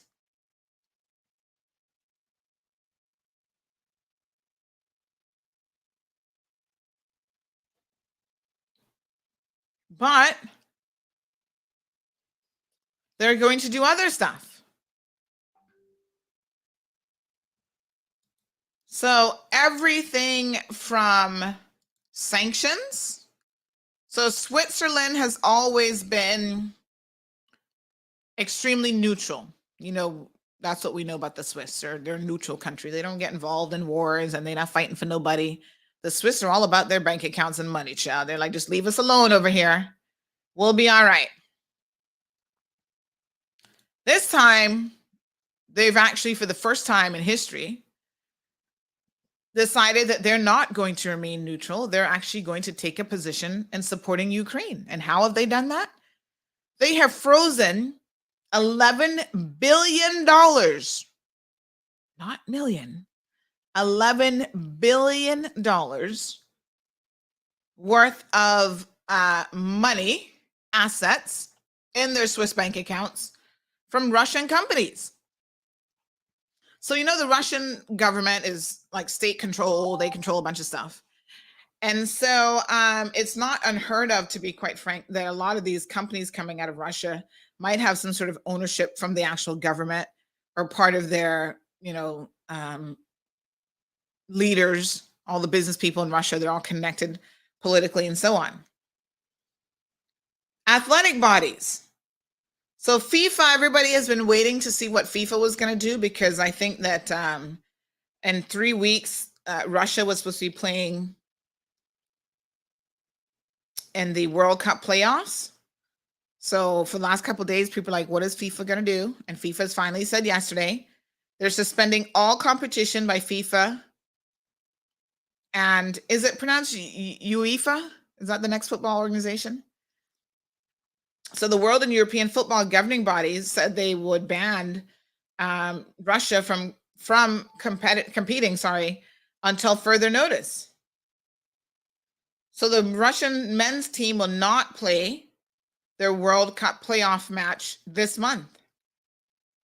And the women's team has been banned from this summer's Euro 2022 competition.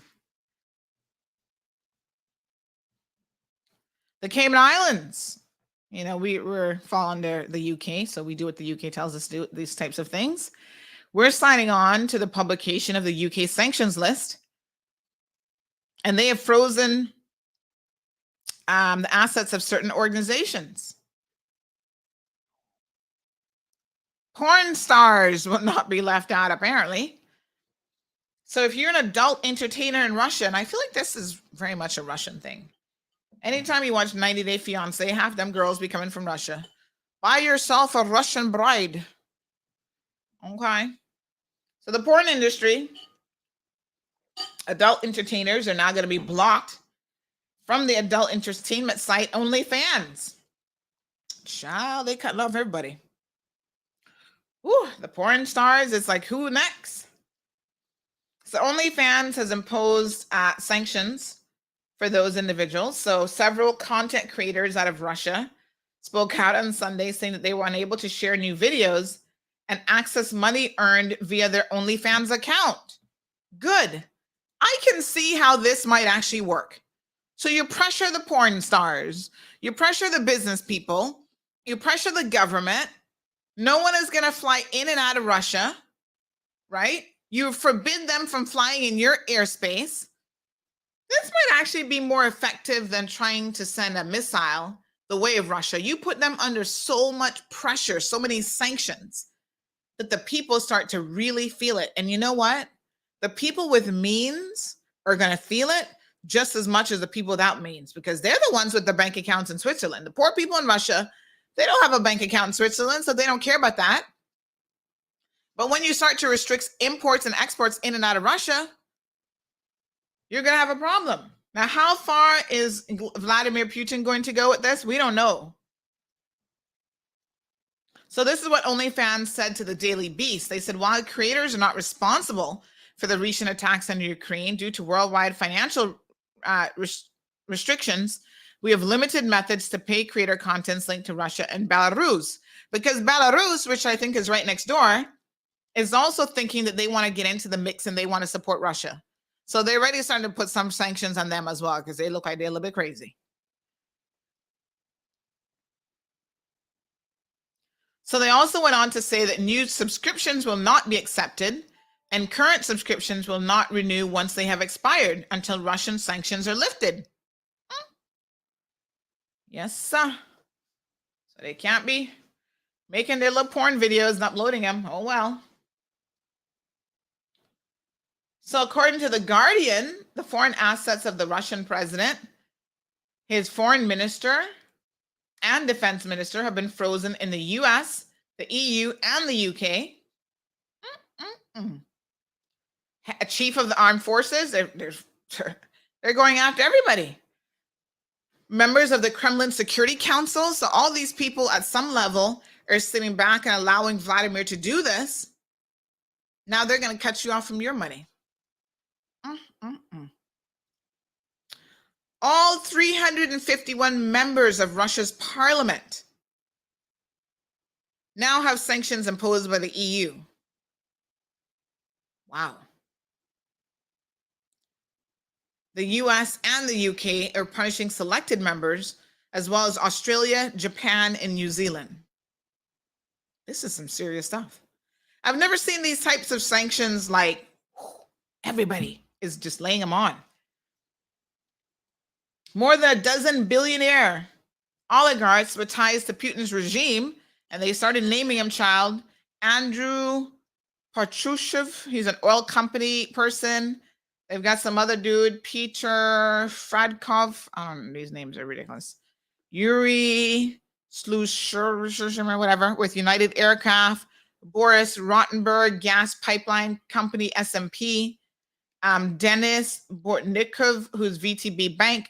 All these people, even the ex-husband of Putin's daughter, Katarina, have had their assets frozen, Shell. Oh, you were married to Putin's daughter? Good.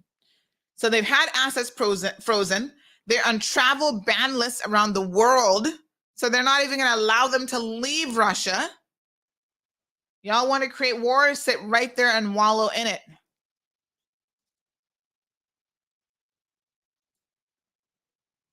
State-owned bank executives from VTB and Sberbank have been sanctioned by Canada, Australia, the US.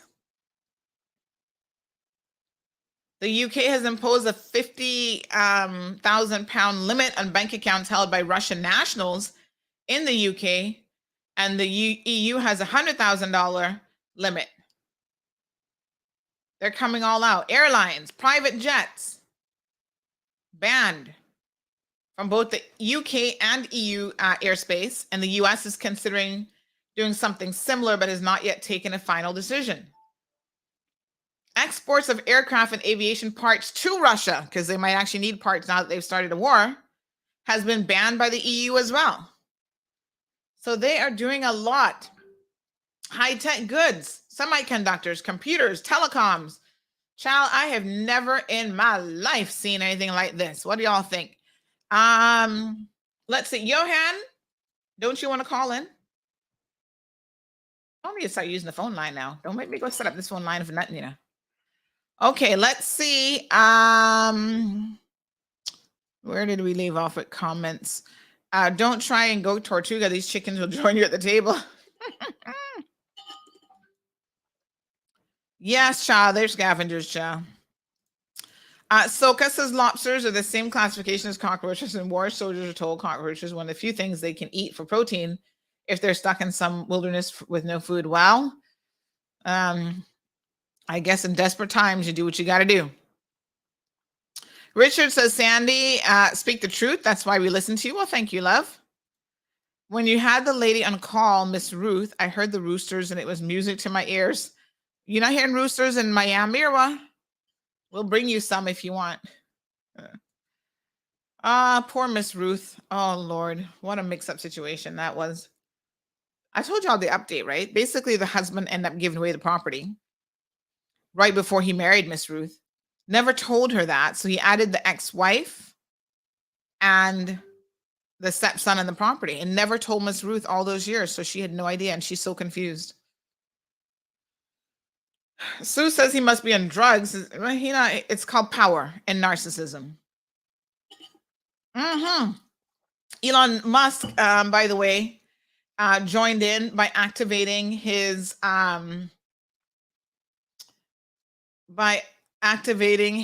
what's this thing called again? Oh Lord, his satellite internet or whatever.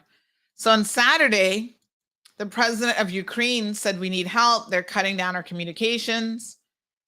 And so as a result of that, he called out to Elon Musk, who's, the big tycoon there, tech tycoon, whatever. And so he's opened it up free for Russians to be able to get some access. Not Russians, Ukrainians, sorry. Russia is starting to bomb residential areas of Kharkiv and Kyiv as well. It's just crazy. So they were supposed to be entering talks, but I don't know. You got to see the car bombings and stuff. And did you guys see where that tanker, somebody sent me this video last week. I meant to upload it actually, where this tanker actually,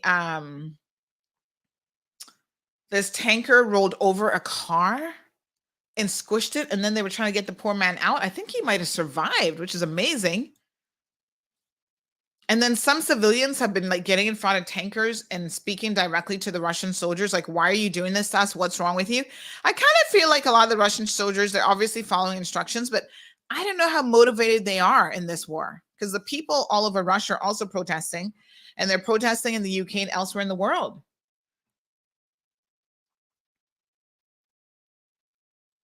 You know what, Damien? I think that probably a lot has changed since the terrorist attacks on 9/11, for example, because there was not as much understanding at that time of how the flow of money was really happening to support these terrorist organizations.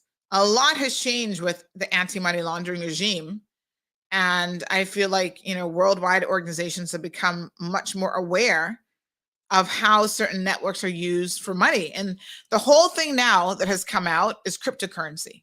Because of course, you can trade in Bitcoin and all these cryptocurrencies, and there's no trace of who you are, anything of the sort.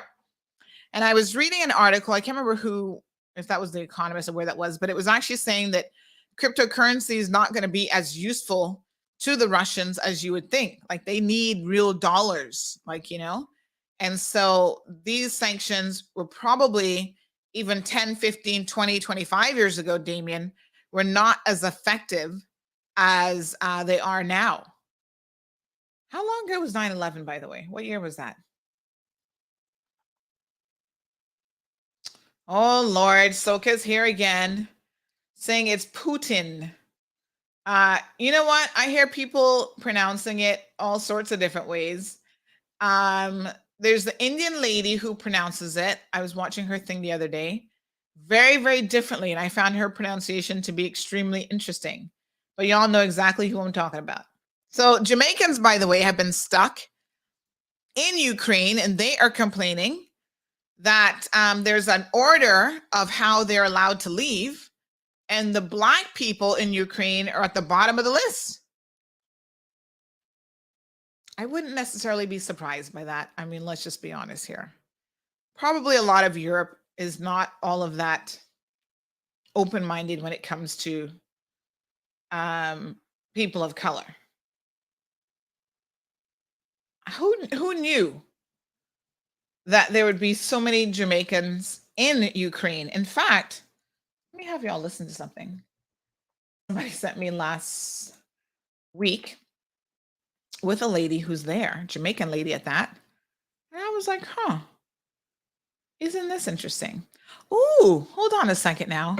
If this phone is connected, can I play an audio clip from this and you'd hear it with crystal clear? Ooh, honey child, my little brain working overtime now. Because I'm thinking, yes, I can play voice notes as well, right? And you should hear it through the board. All right, let's try this theory of mine. It just occurred to me that this is possible. Let me get caught up with some of your comments before you guys listen to this. Jonathan, thank you. Yeah, he's worried about some football match. He's trying to take over the world. Well, he might not be worried about the football match, but he might be worried about not having access to his money.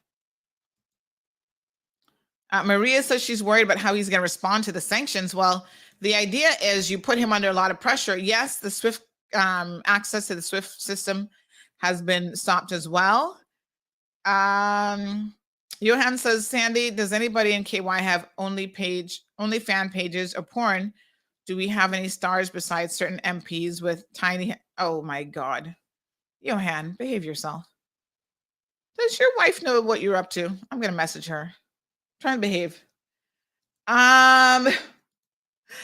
So Miss Brenda says they had massive airstrikes in a government building. Oh my gosh, it's crazy. Just to recap, in history, in World War II, when the Japanese side declaration surrendered, the U.S. dropped 2 atomic bombs. Just putting some perspective. Yeah, well, listen, I think the point now is that you don't have to drop a physical bomb on someone in this day and age to necessarily impact them in a real way. Well, he's got 2 options. He can keep fighting with limited resources, or he can realize that the world around him is going to shut him down one way or the other. You can only we live in such a global community now that you can only live in isolation as a country for so long. We're dependent on imports from all over the world, y'all. You know what I'm saying? It's not that easy.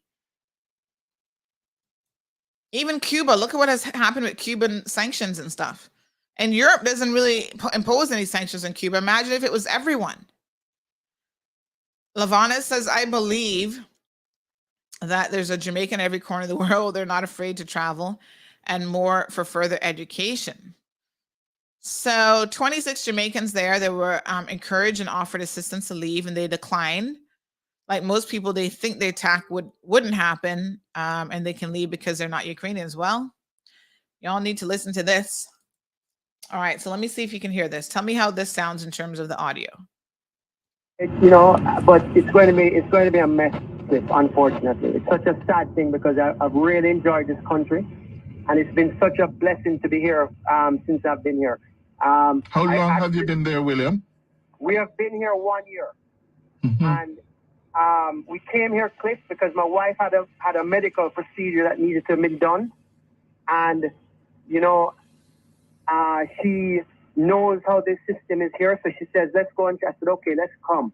And I was pleasantly surprised to see how Ukraine is. I mean, I had my thoughts. You have talk about your wife is Ukrainian, right? That's correct, Victoria. Yes. And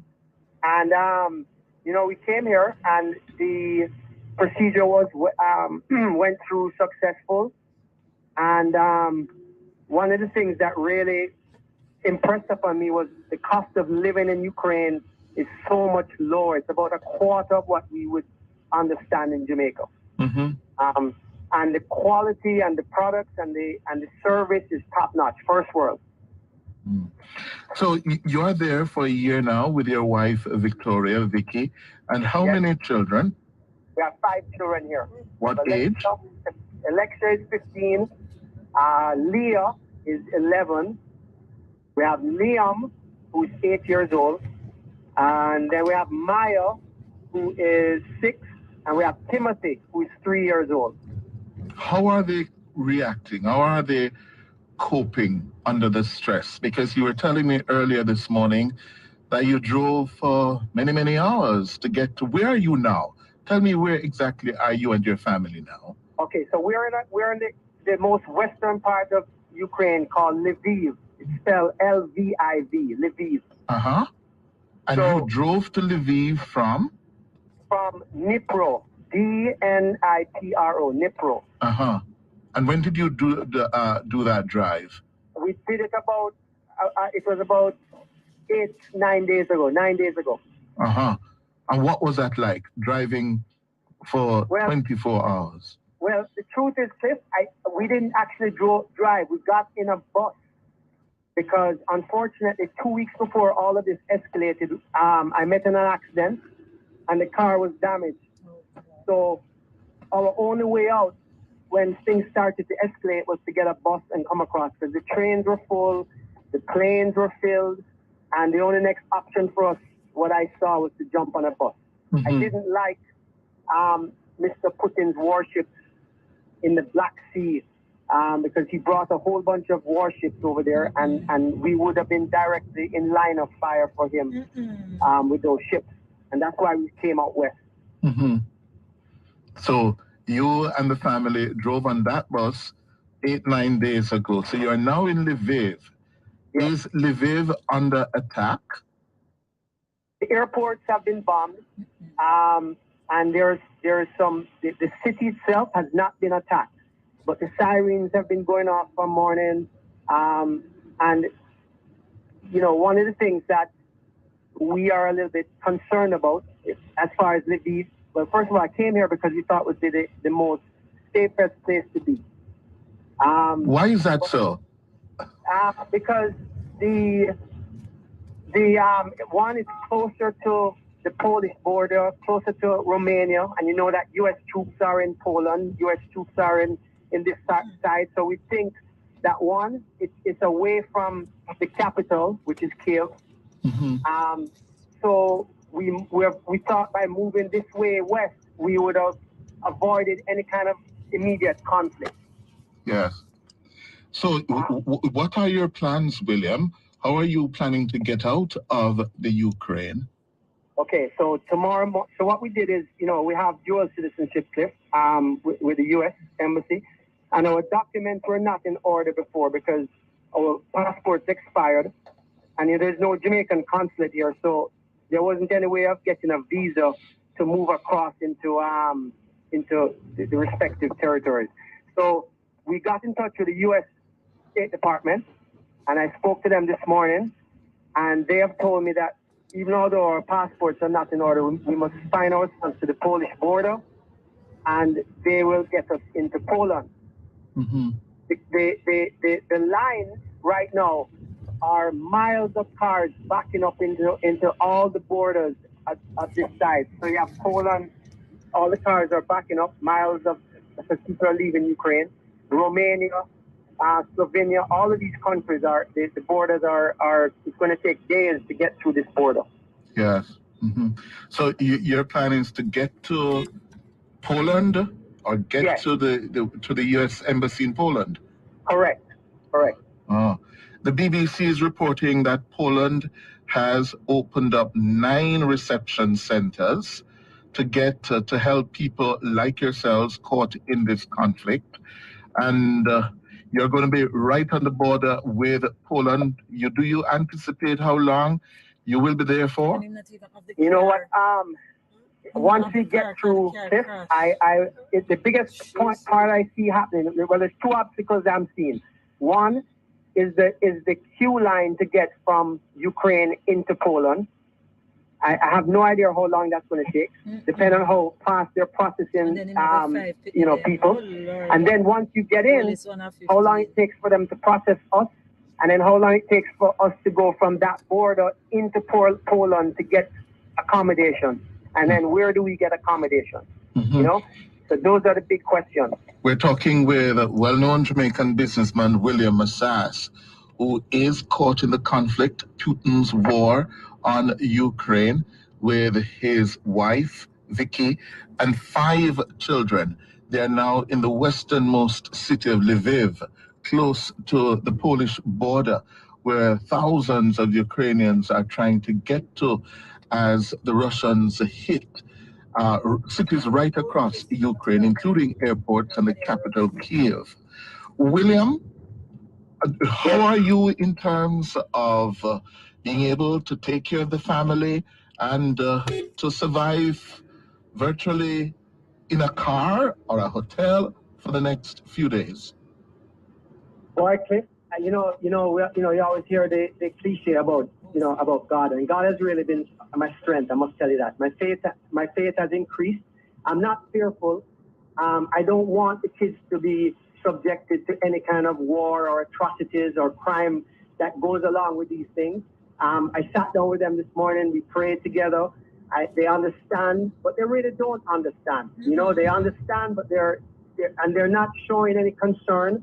They're going about their own little ways, but they know there's a war. They hear the sirens, and I try to explain as best as possible what it is. Our concerns have been the banks here are not releasing a lot of money. So, whatever money we have to be careful, because it's limited in terms of even getting money into your hand, so to speak. Yes. So we have those things.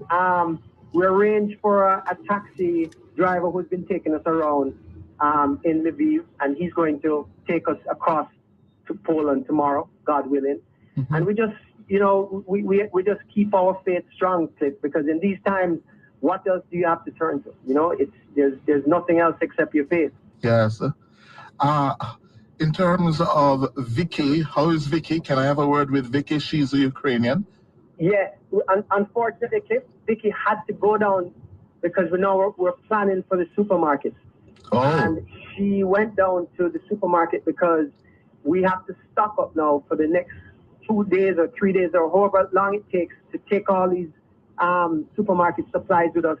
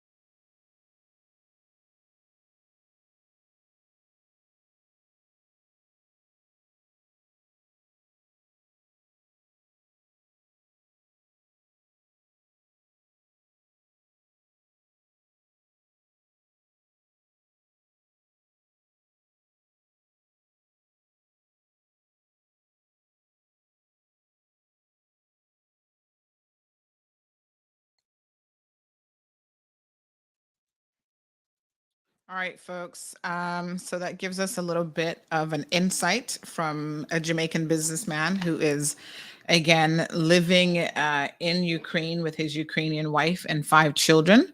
It gives us a bit of an insight into what it's like there. And this was actually sent to me on Friday, and it just occurred to me today, honey child. I'm sitting here going, wait a minute.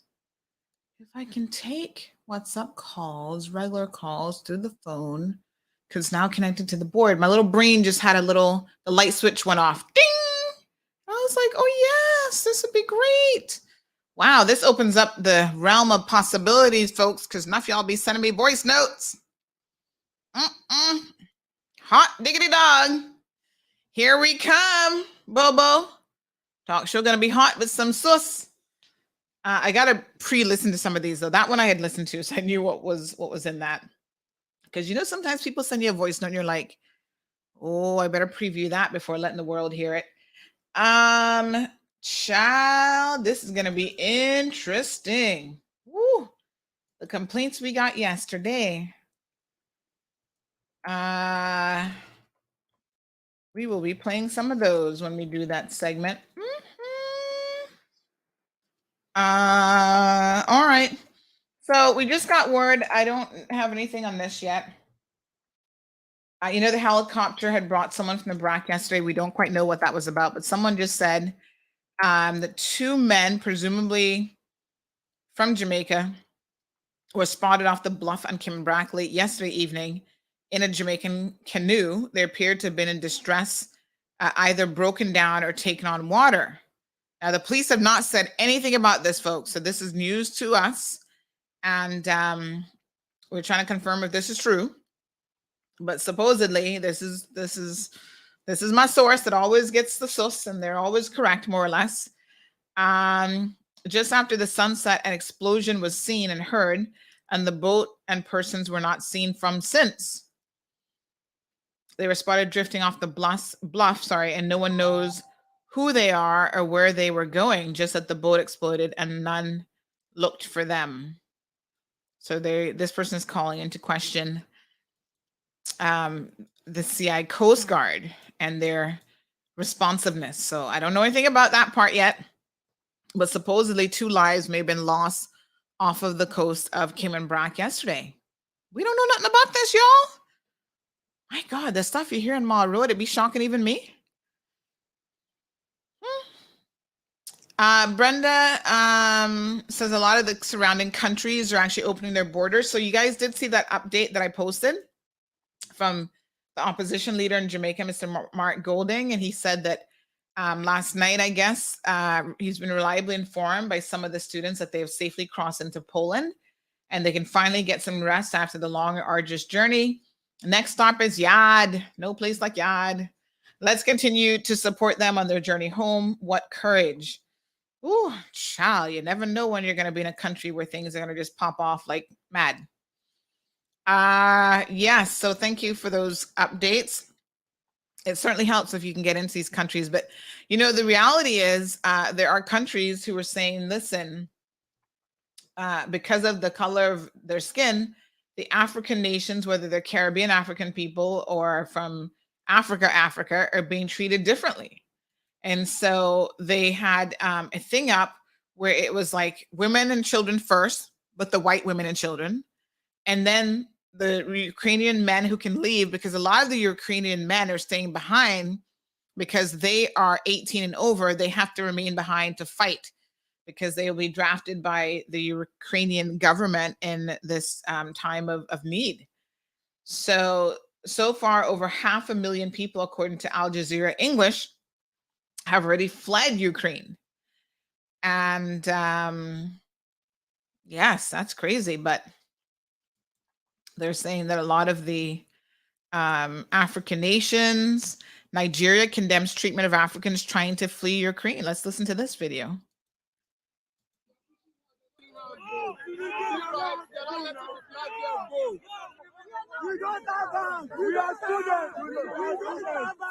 These people left without taking the blacks, man. None of the blacks, man.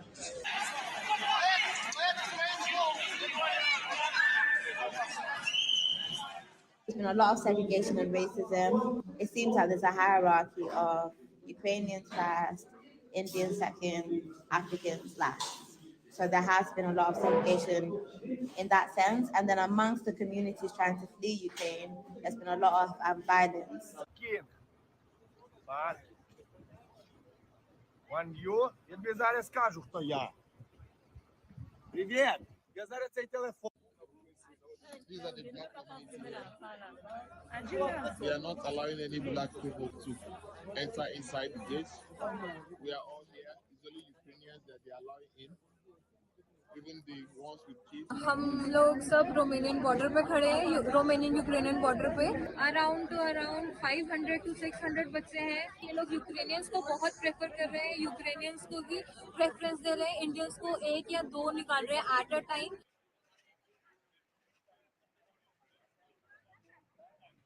On est là exposé dehors avec le froid qu'il y a ici. On ne nous donne toujours pas où nous abriter au fait. On est exposé avec le froid. यहाँ पे ठंड इतनी है कि हम बता नहीं सकते, इतना ठंड, और कुछ शेल्टर नहीं है, वॉशरूम का कोई ये नहीं है, शेल्टर नहीं है, कहीं पे कुछ खाने पीने का कुछ ये नहीं है, रेस्टोरेंट नहीं है, पूरा ओवर क्राउडेड हो गया है।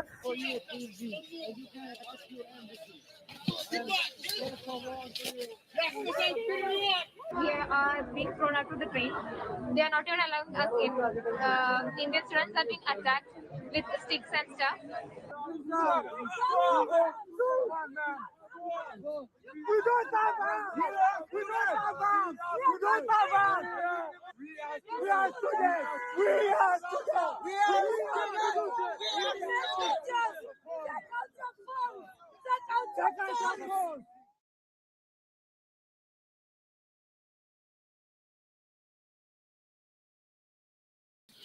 Wow. What a hot mess. Where's my little hot mess button? What a hot mess, folks. All right. What a hot mess. Soka says, stuff you hear in Maharu would be shocking even me. Yes, child. Trust me. Imagine if the tables were turned. This is not a good situation, folks, at all. I mean, I can only imagine how afraid these people must be feeling, to be quite frank, and to know that you're also in a time like this being discriminated against because of where you're from, your nationality, or the color of your skin can't be easy either. And unfortunately, these are the realities of the world. People are prejudiced all over the world, Joe. So that actually does not surprise me at all, I must say. Soka mentioned about the poor animals. Oh my God, my heart breaks for them, of course, because I'm sure people are so scared for their own lives. Some people might be, child, I'm taking my animal with me. Like I would have to really be in a situation where I can't do any better, but I'm always like, grab the dog, grab the cat, grab the hamster. And you never think about when you get a pet that you're ever going to be in a situation where you're going to have to leave them unexpectedly. But unfortunately, Sari says she's not surprised either. Just because we don't hear about it in the West doesn't mean that it doesn't exist in Ukraine. Listen, it exists everywhere, including right here in the Cayman Islands. Prejudice and discrimination is real. But I do feel for the pets as well. Like poor things, It's crazy. Anyway, our thoughts are with the people of all of the people stuck in Ukraine, whether they're Ukrainian or not. And this just shows you the sickness of war. Like, why are we? What's this war about? I have a video that someone sent me over the weekend that I thought explained it actually quite well. And it's the Indian lady. She always does a lot of very interesting videos. I find her interesting to look at, although sometimes the accent kind of does irritate me a little bit. But she does a very good job of breaking things down. Let me see if I can get this one to show you guys what I mean.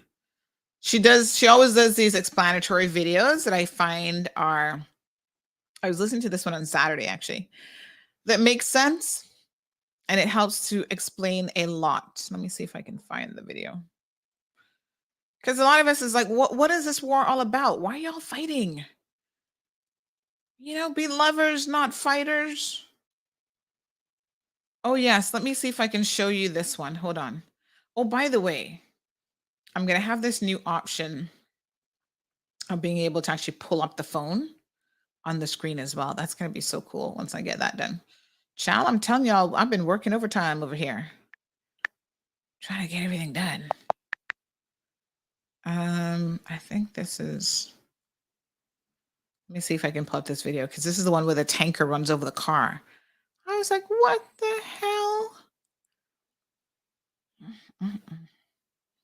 I think that evil is like a state of mind. And there's just a lot of really sick people out there. Okay, so hold on one second. I'm going to show you guys that video. And then where's the one with this lady? Or was that on YouTube that I was watching her? Ugh, I'm trying to remember now. I think that was on my iPad, but maybe that was a YouTube link. All right, let me show you this one first, because this is going to kind of legit blow your mind a little bit. It's just crazy. Let me see if I can download this one. I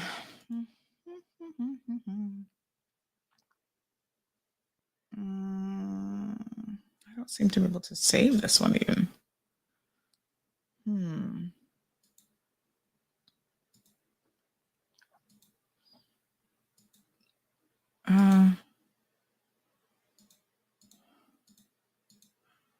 Okay, I don't think I'm able to save that one. Hold on one second. But it's the video before this one even, because this is where they're trying to take him out of the tanker. It's the one before this where the tanker actually runs the car over. I'm thinking, who does that? Like, you're looking at this, I'm like, there was no need for that. Let me see if I can get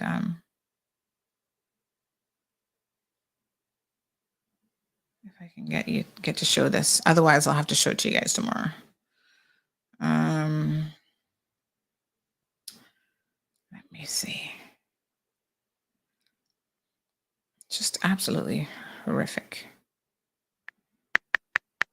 Trying to send these messages to myself, but then I realize that I don't even have myself saved in this phone yet. Okay, let me see. Yeah, I might have to I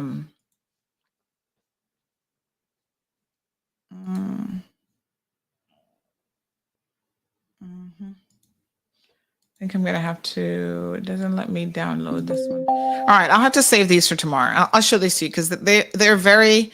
They give you a certain. Garth, is that the one with the Indian lady? It gives you a certain perspective into this war for sure, and what is happening, and how, like I don't know. I feel like people who even engage in this war, like I know if your government tells you you have to fight, then maybe you feel like you have no choice. But I think some of them actually enjoy taking people out and enjoy hurting people for no good reason. Thank you so much. Is this the one with the lady? Oh yeah, that's not the one that I was thinking of, but that one might be equally as good. Let me just see if I can find the one that I'm thinking of. Was very short, and it was shorter than that. That's like half an hour. We're not going to go that much into overtime, but hold on. Let me see if I can find it from Saturday. I do know I watched it on Saturday. I only remember that because I was in the kitchen watching it on the iPad as I was flipping pancakes. Yes, Jill. So if I can find it, I can play it. I don't remember what's on the iPad. I think it's the same YouTube login. I can't remember now. But anyway, I'm going to find it. I'm going to let you guys listen to it tomorrow because it is a very interesting. So Wednesday, it is very, very interesting to watch. Thursday, this was Friday. This was Saturday that I was listening to this. Saturday. I don't see it in my Saturday videos. Anyway, I'm going to find it. You guys give me time tomorrow and I will find it and share with you. It's just quite unbelievable what's happening, really. And I feel like there are world leaders who, have issues and they run the gamut. And people around the world need to keep an eye out on these individuals. I mean, they are capable of, I would say, almost anything. Oh, yes, here it is. Here's the one I'm telling you all about. Now, watch this. This is crazy. So I'm going to show you the first video, which is the tanker running over the car. And then I'm going to show you the other video with people. And this just reminds us that in the midst of all the craziness, there are still good people who will do the right thing. Thank God for that, right? Good people stepping up. So here's the first video. Have a look at this.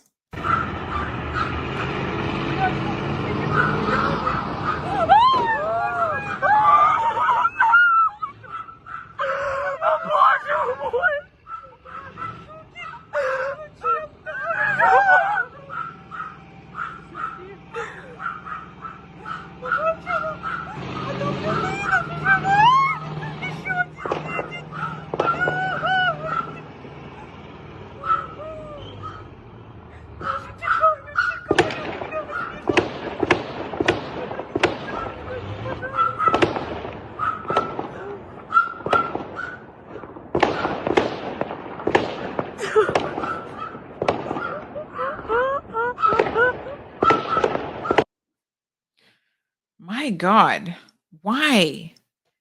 Why would that even be necessary? Oh, I think that if you believe in a hell and a heaven, Putin, or whatever the heck we're going to call him, is going to have, there should be a special seat reserved for him and hell. Now look at this. This is them trying to get the guy out.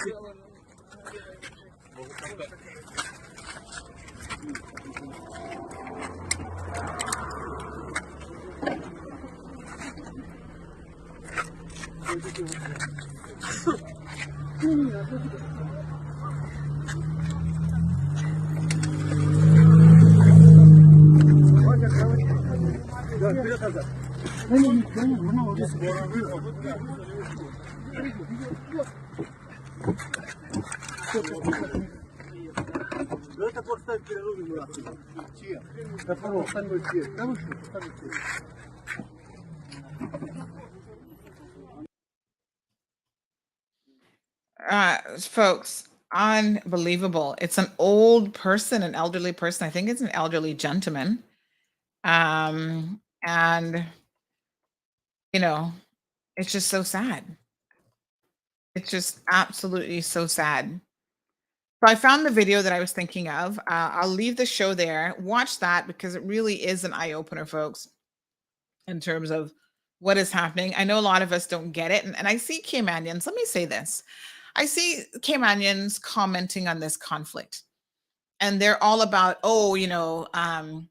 because the U.S. is on one side, we're going to be against the U.S. And they're putting up the most ridiculous comments on social media. And I think that, you should seek first to understand before you comment. And I'm certainly no expert on what's happening around the world. What I will say is that this is a very complex situation from what I can understand. And the little that I have seen about it and I've read about it.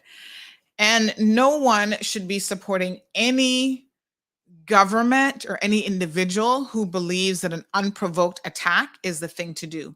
Some of y'all holding on to feelings, well, Ukraine did something 25 years ago, so now they're getting it back. It's just like, if you live by this philosophy of an eye for an eye, what does the saying say? Everybody's going to be walking around in the world blind. There are times that you have to be in a position, folks, to let things go. Seriously.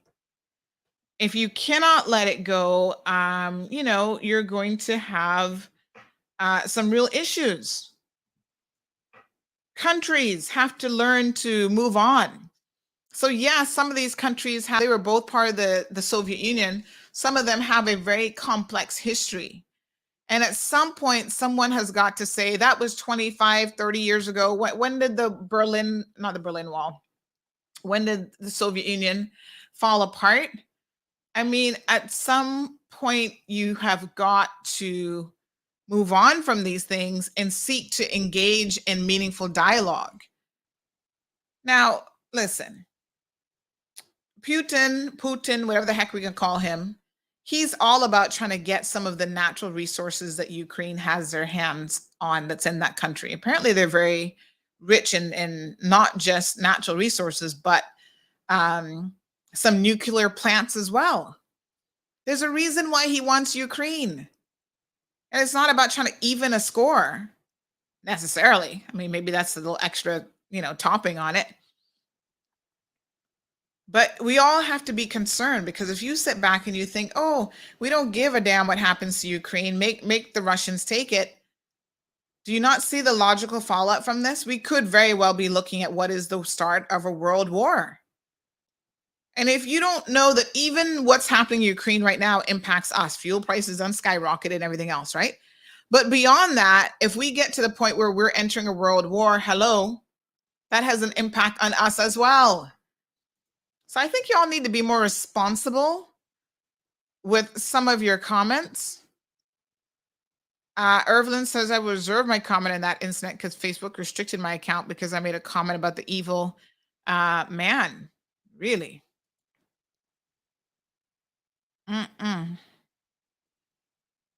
Natasha B says hackers renamed his super yacht Graceful with a call sign says F Putin and changed his destination to hell. Did you guys, speaking of that, there was a really interesting one on Instagram. I don't know how to download Instagram videos. This is something that kind of gets on my nerves a little bit, but there was a really good one on Instagram. I'm going to show it to you guys, where I saw this on Saturday as well.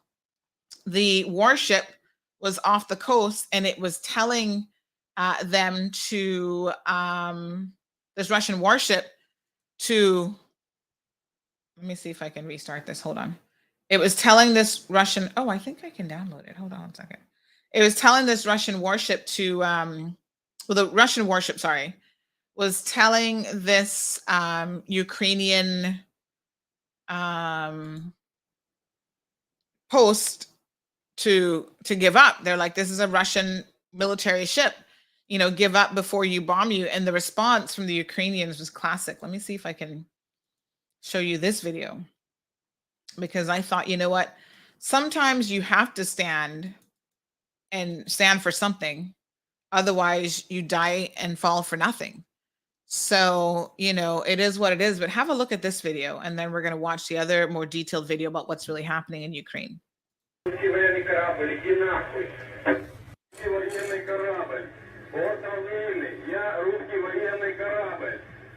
Предлагаю сложить оружие и сдаться во избежание кровопролития и неоправданных жертв.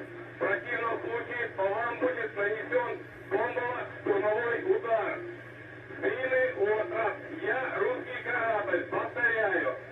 Предлагаю сложить оружие, сдаться, иначе по вам будет нанесен удар. Как поняли меня? Прием. Ну все. Или нахуй тоже надо. На всякий случай. Русский военный корабль, иди нахуй.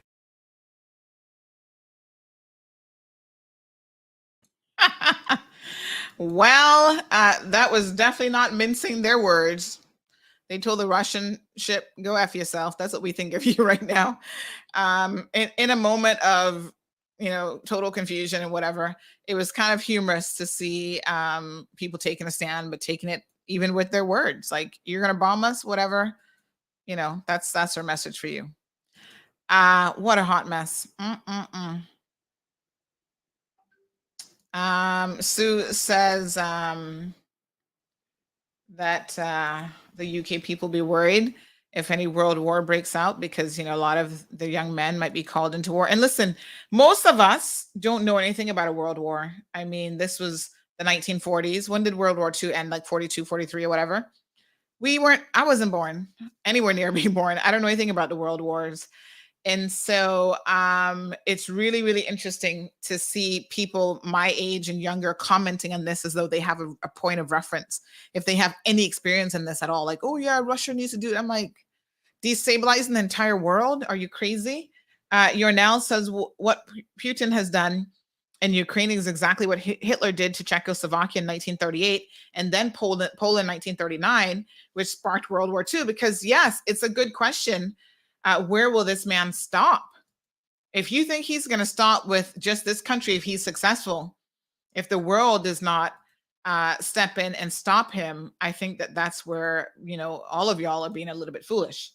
But let me show you guys this video for educational purposes. Again, I thought it was a very interesting perspective on what is happening over there and potentially why it is happening. So let's have a look at this.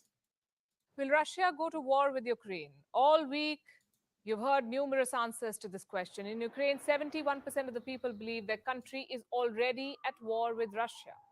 This is a complex crisis, and all the answers are hidden in history. Did you know there was a time when Kiev was more powerful than Moscow? There was also a time when Ukraine and America were adversaries. Tonight, we'll bring you all these stories. We will tell you why Russian President Vladimir Putin is obsessed with Ukraine. I'm Palki Sharma Upadhyay, and this is Gravitas Plus. We begin in the 9th century. There was a state called Kievan Rus. This is where it was located. The Slavic people lived here. The city of Kiev was their capital. Between 980 and 1015, the Kievan Rus was ruled by Grand Prince Volodymyr. In Russian, his name is Vladimir. In Ukrainian, Volodymyr. And as fate would have it, these are also the names of the presidents of these two countries today. Anyway, Russians, Ukrainians, and Belarusians draw their lineage from this Slavic state. A lot changed in the centuries that followed, and for a lot of it, Ukraine was under Russian rule. In the 1900s, the two were Soviet republics. Russia, the most powerful of the 15 republics, and Ukraine, the second most powerful. It had defense industries, large agricultural lands, and housed much of the Soviet nuclear arsenal. During the Cold War, Ukraine was the arch rival of the United States. The Soviet Union collapsed in 1991. Ukraine became independent, as did Russia. Ukraine inherited much of Soviet nuclear arsenal, but gave it up to Russia in 1994. In exchange, Moscow guaranteed Ukraine's security and promised to respect its sovereignty. They signed the Budapest Memorandum along with these countries. Cut to November 2013, Viktor Yanukovych was the president of Ukraine. He had a reputation for heavy-handedness, corruption, and above all, for being openly pro-Moscow. In 2013, he rejected an EU trade deal. This deal could have meant greater integration with the European Union. Instead, Yanukovych decided to take a $15 billion bailout from Russia. To many Ukrainians, it felt like being sold to Moscow, so protests broke out. They were called Euromaidan. Euro because these protests were about Europe, and Maidan because they happened in Kiev's Maidan, what we today know as the Independence Square. Here, protesters chanted, "Sign the EU deal. Yanukovych must step down." Russia supported the president. The West supported the protesters. In February 2014, Yanukovych's government was toppled. The president was driven out of Ukraine. He fled to Russia. Not every Ukrainian was happy with this. Many in the Russian-speaking East wanted Yanukovych to stay. When he was driven out, the minority felt disenfranchised. On the other side of the border, Russia was angry it had lost its puppet. To salvage the situation, Moscow annexed Crimea. Why Crimea? Well, let's now zoom into this part of the world. Crimea is a peninsula. It is located in the Black Sea. In 1954, Soviet leader Nikita Khrushchev transferred Crimea. It was given to the Ukrainian Soviet Socialist Republic from the Russian Soviet Socialist Republic. Why? Khrushchev hoped the transfer would strengthen, quote unquote, brotherly ties between the Ukrainian and Russian people. Both Russia and Crimea were part of the Soviet Union. So this transfer did not mean very much. When Ukraine became independent in 1991, Crimea joined it. The peninsula was given special autonomy. It remained home to Russian military bases. Moscow promised to respect Crimean autonomy. Many in Russia were of the opinion that Crimea should not have been allowed to join Ukraine. In 2014, when Yanukovych was ousted from power in Ukraine, Russian military began seizing government buildings in Crimea. Soon the entire peninsula was under military occupation. A referendum followed. On the 16th of March 2014, Crimeans voted to become a part of Russia. Was this vote legitimate? Well, it depends on who you ask. For Putin, this was Crimea's liberation. For the rest of the world, this was Crimea's annexation. The focus then shifted to eastern Ukraine, where Russia-backed separatists had seized territory. Ukrainian forces did not launch an all-out offensive at first, but on the 17th of July 2014, when a flight carrying 298 people was shot down by these rebels, Ukrainian forces decided to flush out the rebels. The separatists began losing ground, so the Russian army stepped in. They invaded eastern Ukraine and fought alongside the rebels. What followed was a series of talks between Russia, Ukraine, and the West. They resulted in the Minsk Accords. This was first signed in 2014. Both sides agreed on ceasefire and military withdrawal. Ukraine agreed to hold elections in the rebel-held areas. 8 years on, the Minsk Accords remain unimplemented. Ukraine stands as the largest European country excluding Russia. It covers an area of more than 600,000 square kilometers with a population of 44 million and a GDP of more than $155 billion. Per capita income, more than $3,700. Today, Ukraine is divided between East and West in more ways than one. The West sees itself as more European. The East is closer to Russia, be it in terms of geography or sentiment. In the West, most Ukrainians speak Ukrainian. In the East, a third are native Russians. In the West, Russia is looked at with suspicion. In the East, Russia is looked at through the lens of shared history and heritage. Ukraine also remains at war. Its forces are fighting the rebels in the East. Rebel leaders are ruling at least two regions, Donetsk and Luhansk. Together, they're known as the Donbas region. Russia has once again sent its troops. This time, they're stationed right at the border. What does Vladimir Putin want? For NATO to stop expanding. NATO stands for North Atlantic Treaty Organization. It's a military alliance. These countries are the founding members of NATO. These countries joined it during the Cold War, and these countries joined after it. Ukraine wants to join NATO too, but Putin wants NATO to exclude Ukraine and every former Soviet state. And this is just half the story. Like I said, a lot is hidden in history. For starters, there is domestic politics. When Putin annexed Crimea, his approval rating skyrocketed. Keeping the nationalistic drum rolling helps the Russian president. Annexing parts of Ukraine also helps Putin restore Russia's superpower image. Again, back to history. Many Russians view Ukraine's independence as a mistake. It is true that Ukraine was ruled by Russia. In fact, Ukraine has barely remained independent pre-1991. There was a brief period before World War I, and then another stint in 1600. For the rest of its modern history, Ukraine was under Russia. 1 in 6 Ukrainians is an ethnic Russian. 1 in 3 speaks Russian as a native language. So Putin is right when he says historically they were one. But claiming Ukraine on the basis of colonial history is wrong. It will be like Britain claiming India or South Africa or Spain claiming the Philippines. Past imperialism cannot justify present-day expansionism. Here's what else history tells us. Ukraine was forcefully Russified. Cut to 1700, Russian leader Catherine the Great started Russifying Ukraine. Ethnic Russians were shipped to this part of the world. Schools were told to teach Russian language. By 1800, the Ukrainian language was banned. In 1930, Soviet leader Joseph Stalin steered a famine in Ukraine. Millions of Eastern Ukrainians were killed. The area was then repopulated with ethnic Russians. In the 1940s, The ethnic Tatars were relocated. They too were replaced with Russians. There is a reason why Eastern Ukraine today has so many native Russian speakers. It was designed to be that way. Eastern Ukraine was always dear to Russia. It has coal, it has iron, fertile land. Its historical connection with Russia was forced. Putin time and again talks about the Holy Rus. He says Russians and Ukrainians are one people. 70% Ukrainians reject this thought. 72% consider Russia a hostile state. Today, 33.3% Ukrainians are ready to take up arms against Russia. 21.7% are ready to stage a civil resistance against Russia. 67% Ukrainians want to join the EU. 59% want to join the NATO. Meet the current Ukrainian president, Volodymyr Zelensky. He came to power in 2019 following a landslide victory. He's a vocal critic of Russia. Zelensky openly opposes Russian occupation of eastern Ukraine. 73% of Ukrainian voters voted this man to power. Today, Volodymyr Zelensky represents the pulse of Ukraine, the Ukraine that wants to remain independent of Russia. But Vladimir Putin wants to become the man who revived Russian imperialism. He does not realize the world has moved on.